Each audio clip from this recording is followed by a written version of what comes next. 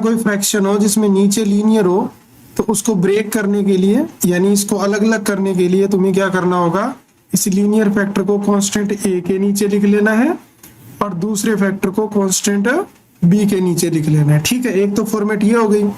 दूसरी फॉर्मेट तुम्हें ऐसे देखने को मिल सकती है कि 1 जैसे x प्लस a का तो स्क्वायर दे दे और दूसरा सिर्फ x प्लस b दे दे। तो एक का स्क्वायर है ना, तो इसको a के नीचे लेना है एक बार, और स्क्वायर होने की वजह से सेम चीज को स्क्वायर में b के नीचे लेना है। ठीक है, और फिर उसके बाद में तीसरे को c के नीचे ले लेना है, ऐसे करके, और वहां से a b c की वैल्यू निकालनी है पुटिंग करके। उसके बाद में अगली जो फॉर्मेट तुम्हें दिखाई देगी वो ऐसी दिख सकती है जैसे कि px प्लस क्यू और y में फिर ये सेम चीज लिखी है। ये ऊपर हो सकता है, कोई प्रॉब्लम नहीं है, सब में हो तो कोई दिक्कत नहीं है। फिर कभी कभी तुम्हें ऐसा दिखेगा कि एक्स स्क्वायर प्लस ए लिख देगा वो और एक्स प्लस बी लिख देगा। तो अब जो ये क्वाड्रेटिक है नीचे वाली, इसको हम ब्रेक नहीं कर सकते। अगर हम इसको ब्रेक नहीं कर सकते तो इस टाइप के क्वेश्चन को लिखने का तरीका होगा कि आप ए एक्स प्लस बी लोगे इसके लिए। यहाँ पे जैसे यहाँ पे ए कॉन्स्टेंट लिया, बी लिया ना, क्वाड्रेटिक वाले के लिए ए एक्स प्लस बी लेंगे और उसके नीचे लिखेंगे एक्स स्क्वायर प्लस ए। और ये लीनियर है, लीनियर वाले के लिए कोई सी लिख देंगे यहाँ पे ऐसे करके। फिर मान लो कल को तुम्हें पता चले कि नीचे तो दोनों ही क्वाड्रेटिक में है।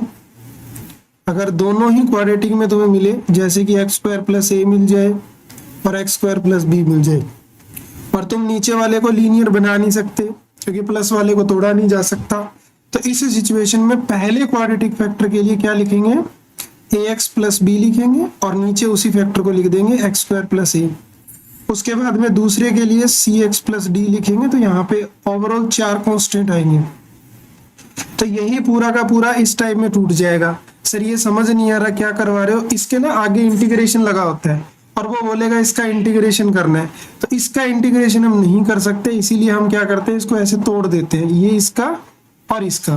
फिर हमारा जो मेन काम रहता है वो ए बी की वैल्यू निकालना रहता है। ऐसे इसके आगे इंटीग्रेशन लगा होता है तो हम इसको तोड़ देते हैं ऐसे करके 3 पार्ट में, और वहां से एबीसी की वैल्यू कॉमन जो भी आती है उसको बाहर लेके इसका इंटीग्रेशन किया जा सकता है। ऐसे इसके आगे भी इंटीग्रेशन लगा होता है ऐसे करके, तो इसको भी आप ऐसे करके तोड़ देते हैं ऐसे करके। उसके बाद में इन पार्ट का इंटीग्रेशन करना इजी होता है।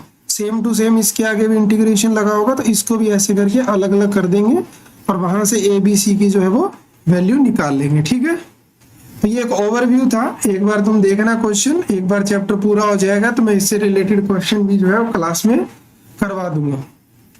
अब हम आगे बढ़ते हैं। जो नेक्स्ट हमारा आज का जो टॉपिक है वो है इंटीग्रेशन बाय पार्ट। जैसा कि लास्ट क्लास में मैंने तुम लोगों को एक ओवरव्यू दिया था इस चीज का कि इंटीग्रेशन बाय पार्ट क्या होता है।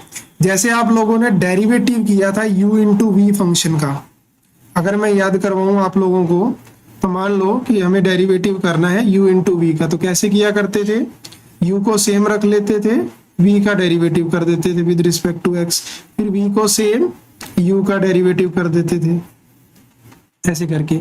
तो ये प्रोडक्ट रूल था डेरिवेटिव के अंदर। ऐसे ही प्रोडक्ट रूल इंटीग्रेशन में भी होता है, लेकिन वो थोड़ा सा डिफरेंट होता है।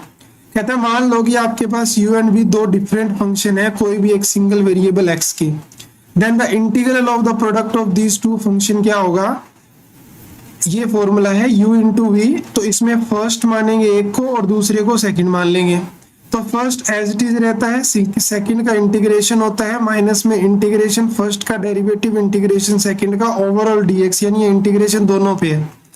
कहने का मतलब हुआ कि मान लो आपके पास दो फंक्शन मल्टीप्लाई में कर रखे हैं, मुझे इसका इंटीग्रेशन करना है, तो पहला सेम रहेगा, सेकंड का इंटीग्रेशन होगा माइनस में इंटीग्रेशन, फिर यहाँ पे ब्रैकेट लगेगी, डेरिवेटिव करना है फर्स्ट का और उसके बाद में इंटीग्रेशन करना है सेकंड का और फिर ब्रैकेट क्लोज।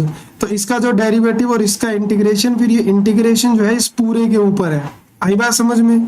फिर तुम्हें आगे चल के एक प्रॉब्लम आएगी, सर कि हमें कैसे पता चलेगा कि किसको फर्स्ट माने और किसको सेकंड माने।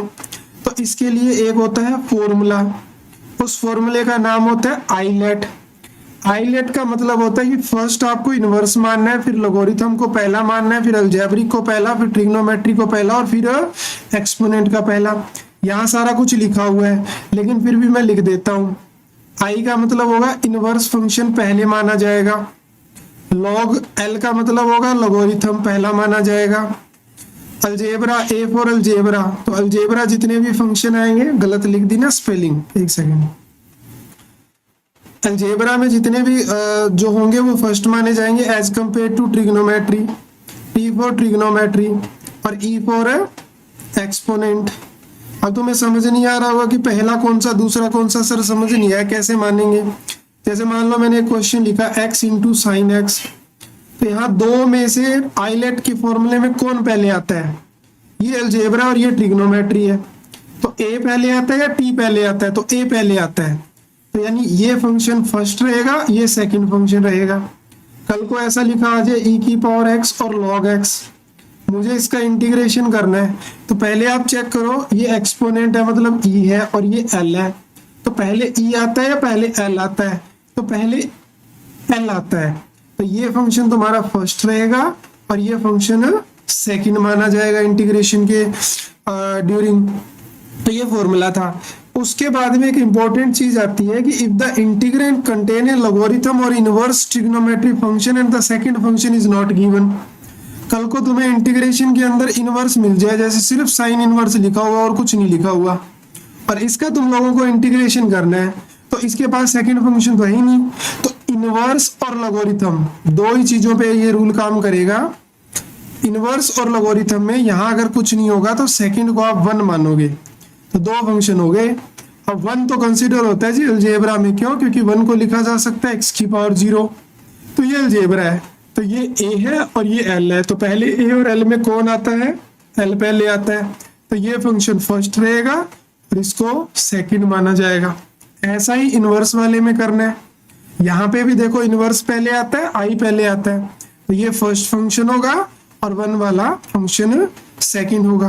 क्या किसी को डाउट है? अगर कोई क्वेश्चन है तो तुम मुझसे पूछ सकते हो, अदरवाइज मैं आगे मूव करता हूँ, हम क्वेश्चन करेंगे इससे रिलेटेड। कोई डाउट नहीं है किसी को?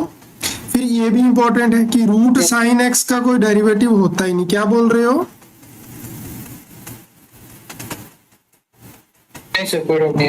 रूट एक्स और dot sine x integration by part is not applicable in all case. आप इंटीग्रेशन बाय पार्ट सभी जगह नहीं लगा सकते, क्योंकि कई बार ये खत्म भी नहीं होने देता भाई इंटीग्रेशन को। For example the method does not work for, इसके लिए ये मेथड काम नहीं करेगा, जब सॉल्व करके देखेंगे तब पता चलेगा इसको, ऐसे नहीं। The reason is that there does not exist any function whose derivative this, इसका डेरिवेटिव ही नहीं होता, तो इसीलिए उसका इंटीग्रेशन भी नहीं मिलेगा। क्यों? क्योंकि डेरिवेटिव और इंटीग्रेशन एक दूसरे के एंटी होते हैं। अब मेथड तो मैंने तुम्हें बता ही दिया है, तो आगे इन्होंने मेथड लिखा हुआ है तो वो मैं तुम्हें दिखा नहीं रहा, लेकिन हाँ एक काम करता हूँ, नोट्स के अंदर मैं उस कटिंग को लगा देता हूँ, ताकि जब तुम लोग क्लास के नोट्स रिवाइज करोगे तो तुम लोग उसको रीड कर लेना दोबारा से, क्योंकि जब मेथड हमें पता होता है तो हमारा माइंड ज़्यादा काम करता है। मेथड के अंदर मैं इसकी बात कर रहा हूँ, ये मैंने कटिंग लगा दी है नोट्स के अंदर, जो पैरेलल में नोट्स बना रहा हूँ, तो वहां से एक बार इसको रीड जरूर कर लेना, ठीक है जी। आगे बढ़ते हैं, चलिए पहला क्वेश्चन, एक बार क्वेश्चन को रीड कर लो तुम लोग, मैं थोड़ा सा नोट्स का और काम कर देता हूँ, 2 लाइनें और मुझे वहां पे लगानी है, फिर हम करते हैं इस क्वेश्चन को। नोट्स पढ़ लिया करो भाई, क्लास नोट्स बड़ी मेहनत से बनाता हूँ, पैरेलल में सारी चीजें इंक्लूड करता हूँ वहां पे। चलिए क्वेश्चन को स्टार्ट करते हैं। देखो जरा क्या करना है अपने को, हमें इंटीग्रेशन करना है x और cos x का, तो मुझे कुणाल बताएगा कि इसमें पहला फंक्शन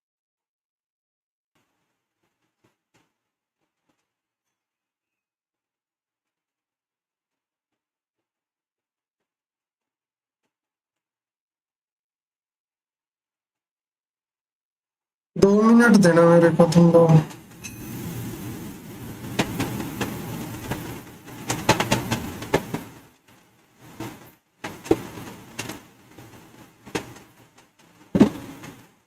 हाँ चलो स्टार्ट। अभी भी कर रही है क्या ब्रेक?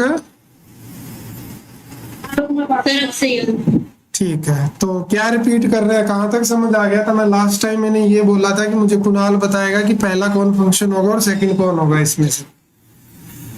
फिर बस इतना ही सुना, तो उसके बाद फिर आपके पास में कुछ- उसके बाद में नहीं बोला था, मैं नेट को सही करने चला गया था। हाँ, तो कुणाल है क्या क्लास के अंदर? भाई मैं जब भी पूछूंगा मैं 2 बार से ज्यादा रिपीट नहीं करूंगा, आंसर दे दिया करो भाई। तो पहला फंक्शन कौन सा होगा? अगर नहीं पता होता तो बोल दिया करो कि नहीं पता सर, बस 2 ही काम होते हैं ना, चुपचाप बैठने में कोई फायदा नहीं है। तो कौन सा फंक्शन फर्स्ट होगा? ये ट्रिग्नोमेट्री और ये अलजेब्रा है, तो ए पहले आता है एज कंपेयर टू टी, तो ये फर्स्ट होगा और ये सेकंड होगा। तो फॉर्मूला क्या था कि फर्स्ट को वैसे ही रखते हैं, सेकंड का इंटीग्रेशन करते हैं, उसके बाद में माइनस डेरिवेटिव होता है फर्स्ट का और इंटीग्रेशन होता है जी सेकंड का।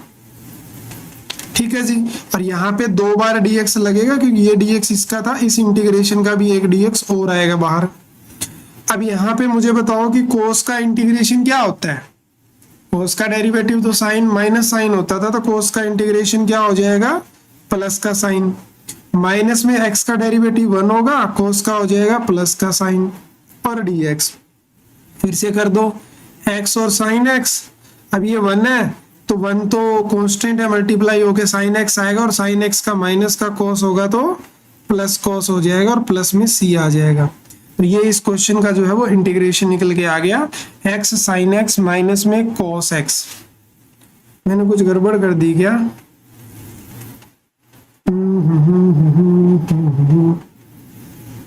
cos का तो साइन ही होता है, बिल्कुल सही था, cos का साइन, साइन का माइनस cos होना था। हाँ सही है, कोई गड़बड़ नहीं है, बिल्कुल करेक्ट है आंसर। चलिए आगे बढ़ते हैं, एक क्वेश्चन हमने अच्छे से कंप्लीट कर लिया। और अगर बीच बीच में आवाज ब्रेक वगैरह हो तो भाई थम्स अप वगैरह दे देना, क्योंकि तुम बताओगे तभी मुझे समझ आएगा कि मेरी आवाज रुक गई है। क्योंकि तुम्हारी आवाज मुझे सुनाई नहीं देगी तो थम्स अप से मुझे जरूर पता चल जाएगा कि कुछ गड़बड़ है। चलिए, क्योंकि अगर नेट कमजोर होगा तो फिर आवाज कैसे आएगी, कट के आएगी। हमें इंटीग्रेशन करना है, किसका करना है? e की पावर x और cos x का। और क्लास को बहुत ही ध्यान से सुनना है। फॉर्मूला हम लगाएंगे आईलेट, तो e तो लास्ट में होता है और ट्री वो पहले आती है, तो ये फर्स्ट होगा और ये सेकंड होगा। तो कैसे करेंगे? फर्स्ट एज टीज, सेकंड का integration minus derivative of first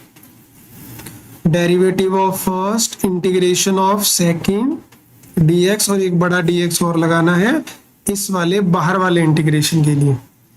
तो cos x का तो cos x ही रहेगा, e की पावर x का e की पावर x होता है, cos का क्या हो जाएगा डेरिवेटिव? प्लस साइन हो जाएगा यहाँ पे, और e की पावर x का e की पावर x रहेगा। अब यहाँ पे इंपॉर्टेंट बात ये है कि आपको फिर से लगाना पड़ेगा, क्या? फिर से आपको लगाना पड़ेगा बाई पार्ट। यहाँ पे ये एक्सपोनेंट लास्ट में आएगा, ट्रिग्नोमेट्री पहले आएगी, ये इसका ऐसा ही चलेगा। आपको 2 बार भी लगाना पड़ सकता है एक ही फॉर्मूला। तो साइन तो सेम रहेगा, e की पावर x का इंटीग्रेशन हो जाएगा माइनस में साइन का डेरिवेटिव और e की पावर x का इंटीग्रेशन। हाँ जी बोलो, आवाज कट रही है। cos का डेरिवेटिव माइनस साइन नहीं होगा? डेरिवेटिव करा कहाँ है cos का? फिर dy dx को अपने sin x को माइनस को sin x क्यों नहीं?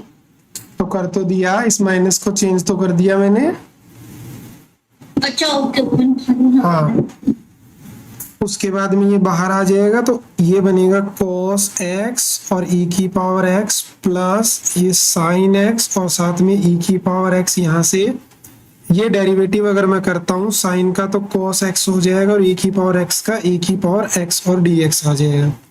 अब तुम्हारे मन में आ रहा होगा सर ये तो चलता ही जा रहा है, क्या फिर से इसको ऐसे करेंगे? नहीं, यहाँ एक चीज हुई है, पता है क्या? ये वही चीज आ गई है जो स्टार्टिंग में दे रखी थी, तो इसकी जगह तुम i मान लो। तो इसकी जगह अगर i मानूंगा और यहाँ से अगर मैं e की पावर x कॉमन ले लूं तो e की power x cos x plus sign x, और बाहर क्या है? e की पावर x माइनस में i माना, इधर भी i ही पड़ा है तो ये i इधर आके जुड़ जाएगा। तो कहने का मतलब है कि ये क्या बन जाएगा? इधर आके 2i हो जाएगा। कितना हो जाएगा? 2i। और उसके बाद में क्या करेंगे? इस 2 को दोबारा से दूसरी तरफ जो है वो शिफ्ट कर देंगे।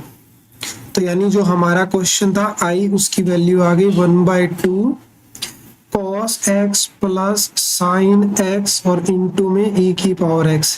बाई पार्ट में ऐसे ही होता है, बाई पार्ट में इंटीग्रेशन खत्म नहीं होता, लेकिन 2-3 स्टेप के बाद वो सेम चीज रिपीट होनी स्टार्ट हो जाती है, तो उसको आई बोल के उसको एंड पे लेके आते हैं। ठीक है जी, आई होप जो क्वेश्चन था वो अच्छे से क्लियर हो चुका है और बहुत ही प्यारा क्वेश्चन था। आगे बढ़ते हैं। अब वो क्वेश्चन जो हम डिस्कस कर रहे थे कि लॉग के साथ अगर कुछ ना आए तो क्या करना है, क्योंकि एक टाइप से ये वाला जो पार्ट है ये काफी इंपॉर्टेंट हो जाता है। 100 पे हो गया, ठीक है। क्वेश्चन दिया हुआ है अपने को, इंटीग्रेशन करना है log 1 प्लस एक्स स्क्वायर का।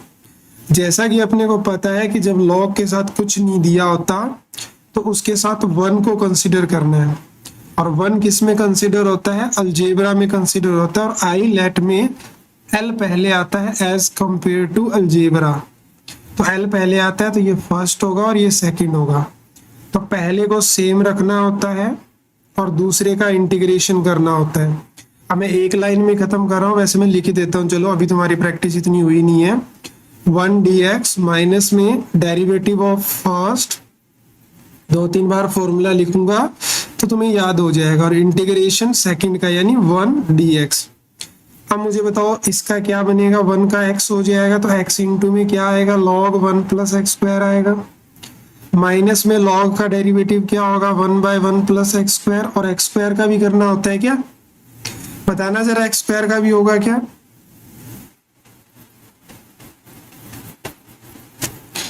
एक्स स्क्वायर का होगा क्या, इस एंगल का भी तो करना होता है, तो इसका 2x आ जाएगा और एक x यहाँ से आ जाएगा और dx हो जाएगा। तो यहाँ से हमें मिला x log 1 plus x square, minus में ये बन गया अपना 2x स्क्वायर, और डिवाइड में कितना है 1 प्लस एक्स स्क्वायर dx। अगर तुम लोग यहाँ ध्यान से देखोगे तो इस वाले पार्ट के अंदर, कौन से पार्ट के अंदर, इस वाले पार्ट के अंदर क्या कर सकते हैं आप, मैं ऐसा तो बोल नहीं सकता कि नीचे वाले का डेरिवेटिव ऊपर पड़ा है, 2x होता तो बोल भी सकता था। तो क्या करूं, कोई मुझे आइडिया दे सकता है कि मुझे इसको कैसे ब्रेक करना चाहिए, क्योंकि अब ये वही बात आ गई जो पार्शियल फ्रैक्शन में सिखाया था, तो कुणाल के लिए अच्छा है ये, मैं बता देता हूँ। अब देखो एक काम कर सकते हो, पहले तो आप 2 को बाहर ले लो, 2 को बाहर लेंगे तो 1 प्लस एक्स स्क्वायर और 2 बाहर आ जाएगा। तो देखो ऊपर भी क्वाड्रेटिक है और नीचे भी क्वाड्रेटिक है, तो इसको बोलते हैं इम्प्रॉपर। क्या बोलते हैं इसको, इम्प्रॉपर। इम्प्रॉपर से प्रॉपर में आने के लिए आप लोगों को एक्स स्क्वायर को 1 प्लस एक्स स्क्वायर से डिवाइड करना है। तो 1 प्लस एक्स स्क्वायर को तुम लोग लिख सकते हो क्या, एक्स स्क्वायर प्लस 1। तो ये लाने के लिए सिर्फ 1 से मल्टीप्लाई करना पड़ेगा यहाँ पे, और फिर माइनस कर देंगे, ये कट जाएगा -1। यानी इसी चीज को मैं ऐसे लिख सकता हूँ, x square by 1 plus x square को मैं ऐसे लिख सकता हूँ 1 minus 1 by 1 plus x. I hope कि तुम लोगों को ये बात समझ आ गई। यानी मैंने तोड़ दिया इस चीज को, मैंने ऐसे तोड़ दिया, मैं ऐसे करके इंटीग्रेशन लगा दूंगा इसके ऊपर। तो यहाँ पे मेरे पास था x log 1 plus x square minus में 2। अब इसको क्या लिख सकते हैं, एक बार 1 dx होगा और वो माइनस, और इसके बाहर वाला माइनस उसको प्लस बना देगा, 2 time 1/1 plus x square dx हो जाएगा। अब आप इंटीग्रेशन करो इसका, तो x into log 1 plus x square, और यहाँ पे माइनस का 2, 1 का क्या होगा x हो जाएगा और आगे वाले 2 है, इसका क्या होगा 1/1 प्लस एक्स स्क्वायर का होता है tan inverse x plus c। और ये है इस क्वेश्चन का फाइनल आंसर। अगर किसी को कोई डाउट है तो अपना थम्स अप छोड़ सकते हैं। किसी को कोई डाउट, कोई आवाज नहीं आई, इट मीन कोई डाउट नहीं है। चलो आगे बढ़ते हैं नेक्स्ट क्वेश्चन की तरफ। देखो क्वेश्चन क्या दिया हुआ है, इंटीग्रेशन करना है log x divided by 1 plus x का होल स्क्वायर और dx। चलो थोड़ा सा सोचो इस क्वेश्चन के बारे में कि हम इसको कैसे कर सकते हैं। ऐसा तो है नहीं कि नीचे वाले का डेरिवेटिव ऊपर पड़ा है तो नीचे वाले को कुछ मान लूं, ऐसा तो है नहीं। तो हम इसके अंदर बाई पार्ट भी अप्लाई कर सकते हैं। log x इंटू आप इसको ऐसे लिख सकते हो, ये log है तो l पहले आता है और अलजेब्रा बाद में आता है, तो ये log वाला पहले होगा और ये सेकंड होगा। तो फर्स्ट एज इट इज होता है तो log का log x ही रह जाएगा। फिर सेकंड का इंटीग्रेशन करना होता है 1 प्लस एक्स की पावर 2। तो एक काम करते हैं, इस पावर 2 को ऊपर ले आते हैं, तो 1 प्लस एक्स की पावर -2 dx हो जाएगा। क्लियर है भाई इतनी बात। माइनस में इन डेरिवेटिव ऑफ फर्स्ट और इंटीग्रेशन ऑफ सेकंड को मैं ऊपर करके लिख रहा हूं, और एक बड़ा dx इस बाहर वाले इंटीग्रेशन के लिए। अब क्या करेंगे, इंटीग्रेशन करेंगे। इसका इंटीग्रेशन क्या होगा, पावर बढ़ा देंगे, पावर से डिवाइड तो नेगेटिव से डिवाइड होगा, पावर बढ़ाने से -1 बनेगी तो नीचे लाके प्लस कर दिया। माइनस इसका क्या होगा 1/x होगा, और इसका क्या होगा अभी अभी देखा माइनस में होगा तो ये माइनस प्लस हो जाएगा और ये 1 प्लस x हो जाएगा, और साथ में dx। ये तो चलो इतना आ रहा है, कितना log x बाय में 1 प्लस x। ये बताओ इसका कैसे करें, x भी है और 1 प्लस एक्स भी है, दोनों ही लीनियर है, कैसे करूं मैं इसका? तो ये वही बात होगी आज कुणाल के लिए बहुत अच्छी बात है कि बार बार सेम चीज आ रही है तो उसका भी पार्शियल फ्रैक्शन मजबूत हो जाएगा। अभी मैंने थोड़ी देर पहले बताया था कि नीचे लीनियर आ जाए तो इसको कैसे ब्रेक करना है, इसको दोनों लीनियर फैक्टर है तो एक को a के नीचे मानना है और दूसरे को b के नीचे मानना है, ये तोड़ने का तरीका है। उसके बाद में क्या करना है कुणाल, इस पूरे से एलसीएम से इसी को मल्टीप्लाई कर देना, तो यहाँ तो 1 बचेगा, यहाँ x वाला पार्ट कट जाएगा तो x प्लस 1 बचेगा, और यहाँ x प्लस 1 वाला कट जाएगा तो x बचेगा। अब अपने को चाहिए a का वैल्यू, a की वैल्यू लेने के लिए मुझे इसको 0 करना पड़ेगा, तो अगर मैं x को 0 पुट कर दूं तो 1 इक्वल टू a प्लस 0, यानी मैं ये कह सकता हूँ a की वैल्यू 1 आ गई। अगर मैं यहाँ पे मुझे अब b की वैल्यू चाहिए, b की वैल्यू के लिए मुझे x को -1 करना पड़ेगा ताकि ये 0 हो जाए, तो 1 इक्वल टू 0 माइनस b, तो मुझे b की वैल्यू मिल गई कितनी, -1। यानी इसी चीज को मैं किस तरह से लिख सकता हूँ, इस चीज को मैं ऐसे लिख सकता हूँ, ब्रैकेट में लिख देता हूँ, a का वैल्यू 1 आया था तो 1/x और माइनस में 1/x प्लस 1। जब आप इसको सिंप्लीफाई करोगे तो वही चीज मिलेगी। अब मैं एक लाइन में आंसर लिखूंगा क्योंकि मेरे पास स्पेस कम बचा है। इंटीग्रेशन को इसके पास लेके जाऊंगा तो 1/x का इंटीग्रेशन क्या हो जाएगा, log x हो जाएगा, और जब इंटीग्रेशन को यहाँ लेके आऊंगा तो इसका क्या हो जाएगा, log 1 प्लस x और प्लस में c हो जाएगा। मुझे बताओ ये क्वेश्चन क्लियर है कि नहीं है तुम तीनों को?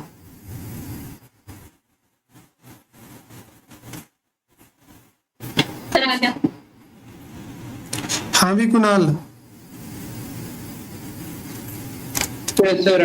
ठीक है। अब हम आगे बढ़ते हैं और आगे तुम लोग देखोगे, वैसे तुम लोग एक काम और भी कर सकते थे इसके आंसर के अंदर है कि यहाँ पे प्रॉपर्टी लगा सकते थे। देखो log a माइनस बी है ये, तो log a माइनस बी की प्रॉपर्टी भी लग सकती थी। हो सकता है कल को आंसर तुम्हें ये ना मिले, इसकी जगह आपको ये मिले log x बाय में 1 प्लस एक्स। तो भाई मैंने log a माइनस बी वाली प्रॉपर्टी लगा दी है। log a minus log b जो होता है वो log a बाय b के इक्वल होता है। log a plus log b जो होता है वो log a इंटू b होता है। अगर log x की पावर m है तो m log x उसको लिखा जा सकता है। मैंने तुम्हें तीनों प्रॉपर्टी जो है वो रिवाइज करवा दी है, ठीक है जी। आगे बढ़ते हैं। आगे जो है वो 3 इंपॉर्टेंट क्वेश्चन आ रहे हैं, 3 इंपॉर्टेंट टाइप आ रही है जो डायरेक्ट आप लोगों को फॉर्मूला बेस्ड टाइप है, डायरेक्ट फॉर्मूला यूज करना है। सभी अपनी कॉपी में मेरे साथ इन फॉर्मूले को जरूर लिखेंगे। अगर कल को तुम्हें ऐसी वाली फॉर्मेट दिखाई दे, सर कैसी, इंटीग्रेशन के अंदर रूट और एक्स स्क्वायर में से ए स्क्वायर कम कर रखा हो, तो आप लोगों को डायरेक्ट इसका फॉर्मूला लगाना है x/2 फंक्शन सेम अपनी कॉपी में नोट डाउन करेंगे, x स्क्वायर माइनस ए स्क्वायर प्लस, लेकिन लॉग वाले में इस वाले में माइनस वाले में माइनस ही होता है, ए स्क्वायर बाय में 2, फिर लॉग x प्लस में सेम फंक्शन फिर से एक्स स्क्वायर माइनस में a square plus C. Sir apply करके दिखाओ एग्जाम्पल के साथ। एग्जाम्पल के साथ देखो, मैंने लिखा एक्स स्क्वायर माइनस में 9, तो 9 को तुम लोग लिख सकते हो 3 का स्क्वायर, तो बिल्कुल डिट्टो यही फॉर्मेट है। तो आंसर क्या होगा, x बाय में 2 रूट, ये पूरा का पूरा फंक्शन लिख दोगे एक्स स्क्वायर माइनस 9 माइनस में a स्क्वायर, तो वो हो जाएगा 9 बाय में 2 लॉग x प्लस अपने फंक्शन को दोबारा से लिख दोगे। यही इस क्वेश्चन का जो है वो आंसर है। तो अगर ऐसी वाली फॉर्मेट दिखेगी तो तुम लोगों को डायरेक्ट ये वाला फॉर्मूला जो है वो अप्लाई कर देना है। ठीक है जी। ये फॉर्मूला प्लस में भी होता है कि सर अगर प्लस आ जाए तो क्या करेंगे, भैया प्लस आ जाएगा तो ये माइनस जो है वो प्लस में चेंज हो जाएगा, बस और कुछ नहीं करना। यानी अगर x square plus a square है तो सेम फॉर्मूला होगा x by 2 root x square plus में a square plus a square by में 2 log x plus x square plus a square. यानी दोनों में सिर्फ यही का फर्क था, यही फॉर्मूले में प्लस माइनस चेंज हुआ है। फिर तुम लोगों को क्या करेगा, वो इसको आगे लिख के दे देगा और इसको पीछे लिख के दे देगा। तो इस केस में फॉर्मूला जो है वो बदल जाएगा, यानी कांस्टेंट का स्क्वायर आगे है और एक्स स्क्वायर बाद में है। तो मोस्टली वैसे तो सेम रहता है, बस लॉग की जगह साइन हो जाता है, इतना ही फर्क पड़ता है। तो x बाई 2 पहले आपको पूरा फंक्शन लिखना है, a square minus x square plus वही ए स्क्वायर बाई 2 लिखना है, लेकिन कांस्टेंट आगे आने की वजह से साइन इनवर्स x बाई ए लिख देना है। ये डायरेक्ट फॉर्मूले हैं, इनका डेरिवेशन का कहीं बुक में दिया होगा जो कि यूजफुल आपके लिए नहीं है, क्योंकि आपसे डेरिवेशन इसका नहीं पूछा जाएगा कि फॉर्मूला आया कहाँ से है। आपको डायरेक्ट क्वेश्चन दिए जाएंगे फॉर्मूले के ऊपर, ताकि आप उन लोग उस क्वेश्चन को अच्छे से कंप्लीट कर पाओ फॉर्मूला लगा के। ये नहीं है कि आपको बोलेगा कि आप फॉर्मूले को प्रूफ करके दिखाओ। तो क्या मैं ये सपोज कर लूं कि तुम लोगों ने मेरे साथ इनको नोट कर लिया है, तीनों फॉर्मूले को? क्या तीनों फॉर्मूलों को नोट डाउन कर लिया तुम लोगों ने? ठीक है, चलो हम आगे बढ़ते हैं और अब इन्हीं फॉर्मूले पे बेस हम क्वेश्चन करेंगे। तो तुम आसानी से क्वेश्चनों को बना सकते हो अगर तुम्हें फॉर्मूला याद है तो इस क्वेश्चन को ध्यान से देखो। एक चीज तुम लोगों ने नोट करी होगी, जब मैंने तुम लोगों को फॉर्मूला करवाया तो उसमें जहां भी एक्स स्क्वायर था, चाहे वो प्लस माइनस ए स्क्वायर में था, चाहे वो ए स्क्वायर माइनस एक्स स्क्वायर में था, उस एक्स स्क्वायर का कोफिशिएंट 1 था। राइट और रॉन्ग? तो अगर क्वेश्चन के अंदर कोफिशिएंट 1 नहीं है तो तुम्हारा पहला टास्क यही होगा कि तुम उसको 1 बनाओगे। 1 कैसे बनेगा? कॉमन लेके। जैसे ये वाला क्वेश्चन है, मुझे इसके अंदर जो एक्स स्क्वायर का कोफिशिएंट है वो 1 नहीं दे रखा, 1 नहीं दे रखा, तो क्या करना है, 4 को कॉमन ले लो। 4 को जब कॉमन लोगे तो बाहर 2 आएगा और यहाँ पे तुम लोगों को 1 के साथ लिखना पड़ेगा 1/2 का स्क्वायर माइनस एक्स स्क्वायर और dx। तो इस क्वेश्चन की फॉर्मेट अगर देखोगे तो कांस्टेंट पहले है, x बाद में है, तो पहले 2 को बाहर लिख लो।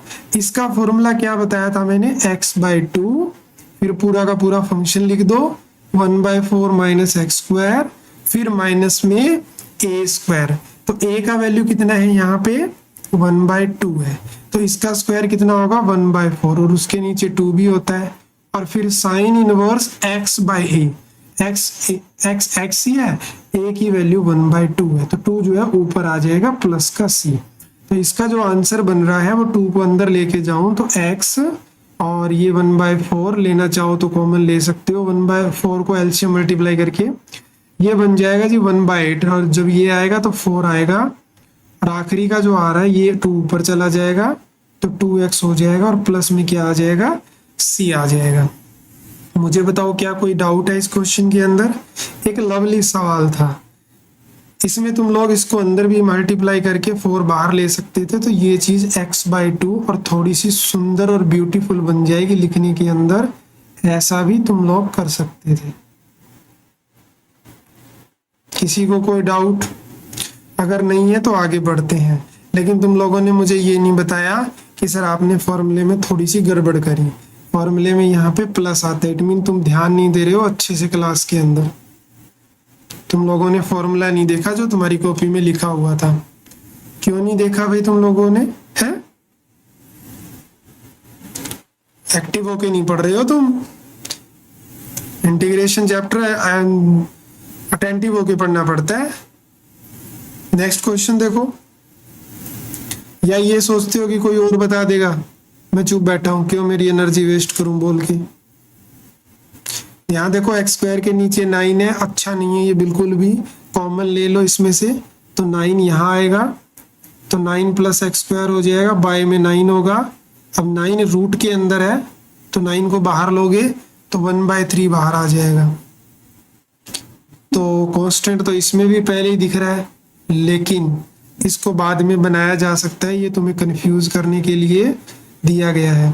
तुम इसको ऐसे भी करके लिख सकते हो, तो ये बाद में ही है, वो नेगेटिव वाले में पहले होता है, तो उसको चेंज नहीं कर सकते। तो 1/3 बाहर रहेगा, फॉर्मूला होता है x/2, पूरा फंक्शन लिखना होता है पहले, स्क्वायर प्लस 9, प्लस है तो प्लस ही आता है, a² मतलब 9/2 log x plus x² plus 9 और ब्रैकेट क्लोज प्लस का c, खत्म। एक लाइन में सवाल खत्म कर दिया भाई। कोई समस्या कोई डाउट है तो आप पूछ सकते हैं, डायरेक्ट फॉर्मूला बेस्ड क्वेश्चन है, सीधा फॉर्मूला यूज करना है। अब एक टाइप और आती है, वो टाइप क्या आती है कि कभी कभी आपको ये चीज नहीं देता, कभी कभी आपको वो इसकी जगह, यानी यहाँ तो 2 ही टर्म थी, कभी कभी आपको वो एक क्वाड्रेटिक इक्वेशन दे देगा ऐसे करके, तो आपको इसको बनाना पड़ेगा उस वाली फॉर्मेट में, या तो ये ऐसे वाली फॉर्मेट बनेगी, या फिर ये ऐसे वाली फॉर्मेट बनेगी, या फिर ये ऐसे वाली फॉर्मेट भी बन सकती है। तो आपको बनाना पड़ेगा इसको। बनाते कैसे हैं? कंप्लीटिंग स्क्वायर मेथड से। याद है क्या 10th क्लास में कटवा रखा है तो ना, पढ़ा था क्या तुम लोगों ने? 11th में करा था। कंप्लीटिंग स्क्वायर 11 में मैंने ही करवाया होगा ना, क्योंकि ये काम आता है भाई, काम आता है तो एक क्वेश्चन देखते हैं और उसी पे बनाएंगे। कंप्लीटिंग स्क्वायर में क्या होता है, कहाँ करा था हमने, कौन से चैप्टर में करा था ये? 11 में रिलेशन, सर वो सर्कल वाला चैप्टर। हाँ सर्कल वाले चैप्टर में शायद, हाँ ना याद तो नहीं है। ये 10th क्लास में आता है, लेकिन अब इन्होंने सिलेबस से जो है वो डिलीट कर रखा है। तो देखो जरा, इसको बनाना पड़ेगा। कंप्लीटिंग स्क्वायर में करते क्या है, देखो मैं पहले इसको ना बाहर लिख रहा हूँ ताकि मैं तुम्हें सिखा पाऊँ कि कंप्लीटिंग स्क्वायर होता क्या है। कंप्लीटिंग स्क्वायर में क्या करना होता है, ये b होता है, इस b का हाफ करना होता है। नेगेटिव को नहीं देखना, बस नंबर को देखना 4। तो आपको इसमें करना क्या होता है, उसी 4 के स्क्वायर को ऐड करना होता है और उसी 4 के स्क्वायर को सब्ट्रैक्ट करना होता है। बस इतना सा काम तुम लोगों को यहाँ पे करना होता है। इसको अगर ध्यान से मैं देखूं तो ये आइडेंटिटी बन गई कौन सी, x प्लस 4 माइनस आएगा ना, क्योंकि 2ab वाला माइनस में है, तो -4 का होल स्क्वायर, और ये बनेगा 16 प्लस 7 माइनस का 9। तो ये वही वाली फॉर्मेट बन गई। क्या लिख सकता हूं मैं इसको मैं लिख सकता हूँ x माइनस 4 का स्क्वायर, और ये माइनस का 9 आया है। तो जैसा कि मैं तुम्हें बता रहा था कि उनमें से एक फॉर्मेट बनेगी, तो ये वाली फॉर्मेट बन गई है। तो जब x स्क्वायर माइनस समथिंग हो तो एक ही फॉर्मूला होता है, x लिखना होता है पहले। अब तुम लोग x को x नहीं मानोगे, ये पूरा का पूरा जो तुम्हें दिखाई दे रहा है ब्रैकेट के अंदर, ये पूरा का पूरा x कंसीडर होगा। तो जो फॉर्मूले में x/2 था वहां पे x माइनस 4/2 आएगा, और अंदर तुम लोग वही चीज दोबारा से लिख सकते हो, क्योंकि सोल्व करेंगे तो वही आएगी। प्लस है लेकिन माइनस है, a का स्क्वायर मतलब 9/2 log x की जगह क्या लिखा जाएगा, x माइनस 4 प्लस रूट में तुम लोग वही चीज वापस लिख सकते हो, उसमें कोई भी प्रॉब्लम नहीं है, क्योंकि वो सिंप्लीफाइड फॉर्म थी। मुझे बताओ अगर किसी को भी डाउट है तो इसके अंदर। कंप्लीटिंग स्क्वायर बनानी पड़ेगी अपने को फॉर्मेट के हिसाब से, ठीक है जी। आगे बढ़े, सवाल समझ आ गया था तुम लोगों को? वैसे तो इसको टी वगैरह मान के भी तुम लोग कर सकते हो, लेकिन मैंने तुम्हें बिना टी माने एक लाइन में जल्दी से करने का तरीका बता दिया। वैसे तो क्या करेगा, इसको लेट कर लेगा ऐसे करके कि मान लेते हैं x माइनस 4 टी है, तो वहां से वो क्या करेगा, dx is equal to D T निकालेगा और उसके बाद में यहाँ t डालेगा और जो आंसर आएगा उसमें फिर t को रिप्लेस करेगा। तो वो वाला सिस्टम मैंने तुम लोगों को यहाँ नहीं बताया है ताकि तुम लोग कंफ्यूज ना हो, सीधा सीधा करेंगे। नेक्स्ट क्वेश्चन देखो, क्वेश्चन अपने को दिया हुआ है कि आपको इंटीग्रेशन करना है, किसका इंटीग्रेशन करना है, x square plus 4x plus 6 और dx का। वही बात है कि क्वाड्रेटिक दे रखी है, क्वाड्रेटिक दे रखी है तो आपको क्या बनाना पड़ेगा, कंप्लीटिंग स्क्वायर। और कंप्लीटिंग स्क्वायर मैंने कहा कि b जो होता है उसका हाफ यानी 2, तो आपको क्या करना है, 2 का ही स्क्वायर ऐड करना है और 2 का ही स्क्वायर जो है वो सबट्रैक्ट करना है। उसके साइन के ऊपर ध्यान नहीं देना तुम लोगों को। तो ये जो बन रहा है ये क्या बन गया, ये x प्लस 2 का होल स्क्वायर। प्लस वाले को ही लेना होता है क्योंकि जो a square plus b square होता है तो b स्क्वायर में प्लस में होता है, तो यहाँ अगर प्लस है तो यहाँ प्लस आएगा। और 4 प्लस 6 यानी आप लोग ये कह सकते हो कि लास्ट में जो निकल के आ रहा है वो कितना निकल के आ रहा है, प्लस का 2। अब आप लोगों के माइंड में एक सवाल आना चाहिए कि सर यहाँ पे तो स्क्वायर बना ही नहीं पाएंगे क्योंकि कोई 4 कोई 9 तो आया नहीं। कोई बात नहीं आया तो आप लोग उसमें रूट डाल दो और उसके बाद में उसका स्क्वायर कर दो। तो ये तो तुम लोगों के हाथ में है उसको स्क्वायर में कन्वर्ट करना। तो मैंने इसको कैसे कन्वर्ट कर दिया, मैंने इसको x प्लस 2 का स्क्वायर और प्लस में रूट 2 का स्क्वायर। तो ये लॉग की पॉजिटिव वाली फॉर्मेट है, तो पहले x बाई 2 होता है तो x प्लस 2 बाई 2, इसके अंदर वही लिख दो जो क्वेश्चन में दिया हुआ था। इसको लिखने की जरूरत नहीं है क्योंकि सोल्व करके तो यही बनना है। प्लस में प्लस होता है, ए स्क्वायर की अगर मैं बात करूं तो वो मेरे पास 2 है, बाई में 2 और अंदर लॉग x, तो x प्लस 2 प्लस इंटीग्रेशन वही लिख दो जो क्वेश्चन में दिया हुआ था, प्लस में c हो गया। ये 2 से 2 कट जाएगा और यही इस क्वेश्चन का जो है वो एग्जैक्ट आंसर निकल के आएगा। आ गया समझ में, क्लियर है? Yes, sir. ठीक है, चलो अब आगे बढ़ते हैं। अब क्या करेगा, उसको संतुष्टि नहीं मिली क्योंकि तुम लोग ये सीख चुके हो, तुम्हें लग रहा है कि अब ये बहुत ज्यादा इजी है, तो बनाने वाले ने क्या करा कि रुक जाओ तुम लोग, तुम्हें इतना इजी लग रहा है तो मैं एक काम करता हूँ, मैं इसको शिफ्ट कर देता हूँ। यानी उसने एक्स स्क्वायर को पीछे रख दिया यहाँ पे, कहता अब करके दिखाओ। तो तुम लोग भी चालाकी हो, फिर क्या करेंगे, माइनस को कॉमन ले लेंगे। माइनस को जैसे ही कॉमन लिया ये सही फॉर्मेट में आ गई, ये लो, है ना। अब इसमें वही काम कर देंगे, हमें बाई पार्ट से करेंगे, इसको बाई पार्ट बोल रहा हूं मैं, कंप्लीटिंग स्क्वायर बनाएंगे। तो इसमें क्या करेंगे, ये एक्स स्क्वायर है तो अब इसका हाफ करना है भाई। 3 का हाफ कितना होता है, 3/2 होता है, तो उसी का स्क्वायर ऐड कर देंगे और उसी का स्क्वायर सबट्रैक्ट कर देंगे। कोई समस्या किसी को? और बाहर में dx। अब क्या करेंगे, अब पहले अंदर वाले को सोल्व करेंगे, तो माइनस और इन दोनों को क्या कर सकते हैं, इन दोनों को x माइनस 3 का होल स्क्वायर, तीनों को ये, और ये क्या बनेगा, ये बनेगा माइनस का 9/4 और आगे वाला भी माइनस का ही बना है तो माइनस का 13/4 आ रहा है। अब एक चीज और देखो, ये बाहर माइनस जो था वो इस वाले पे और इस वाले पे दोनों पे है, तो ये माइनस यहाँ लगा लेकिन ये माइनस प्लस हो जाएगा। और उसके बाद में आप वापिस से क्या कर देंगे, फॉर्मेट को चेंज कर देंगे। कैसे, 13 को आगे और नेगेटिव वाले को पीछे लिख देंगे। अब क्या करें, स्क्वायर में तो ये है नहीं, तो स्क्वायर में इसको कैसे लिखेंगे कुणाल, √13/2 का होल स्क्वायर। मुझे बताओ ये कौन सा फॉर्मूला लगेगा, यहाँ पे लॉग वाला लगेगा या साइन वाला लगेगा? साइन वाला लगेगा। क्यों? क्योंकि कांस्टेंट आगे है, तो x होता है x/2, तो वो हो जाएगा x - 3/2। फंक्शन वही लिख दो जो स्टार्टिंग में दिया हुआ था, क्योंकि आफ्टर ऑल सोल्व करने के बाद, लेकिन ये गड़बड़ होगी क्योंकि यहाँ पे कोई गड़बड़ होगी क्या इसमें, जब इसको सोल्व करेंगे तो कुछ 2 वगैरह आएगा कॉमन।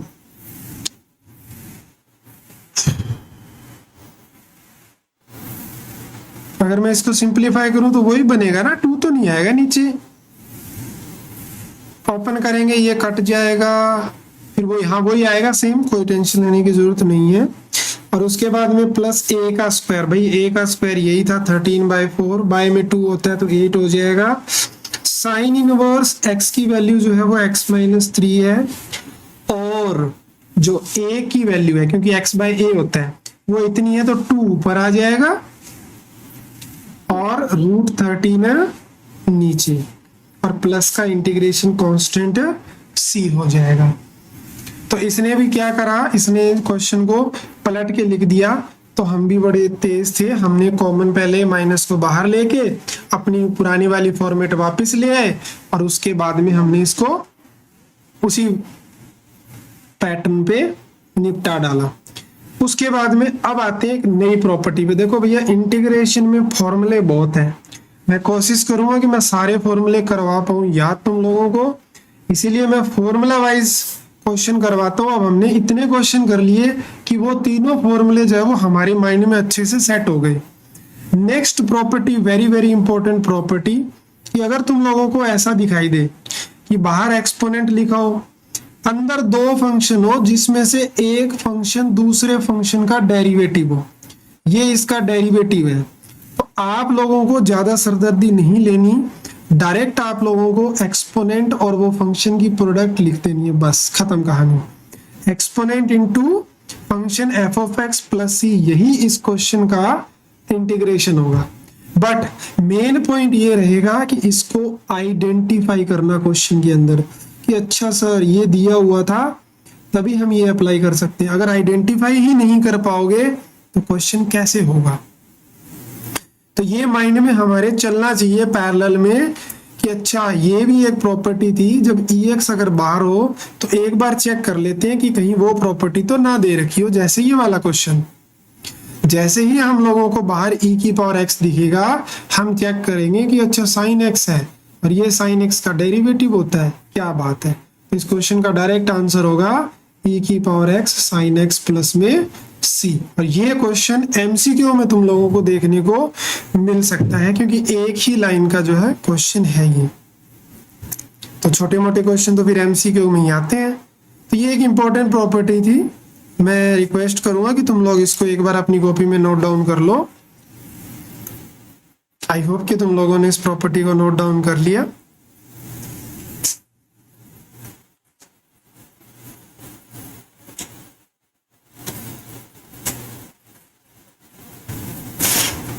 कर लिया क्या नोट डाउन? ठीक है, चलो इस पे बेस एक क्वेश्चन और करते हैं, क्योंकि जब तक क्वेश्चन नहीं होंगे जब तक प्रैक्टिस नहीं आएगी। देखो जरा, हमें दिया हुआ है x-3 और x-1 का क्यूब और e की पावर x और dx। क्या लगता है तुम लोगों को, ये वाली फॉर्मेट बनेगी जो अभी थोड़ी देर पहले पढ़ के आए थे? और बनेगी तो कैसे बनेगी बताइए मेरे को।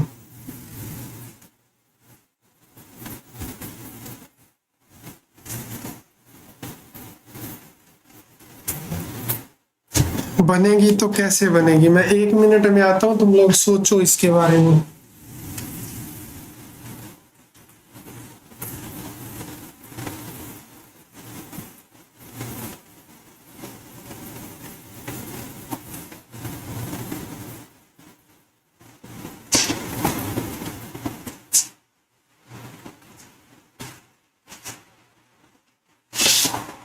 हाँ भी है किसी के दिमाग में कोई आइडिया कैसे कर सकते हैं इसको? आया किसी के माइंड में?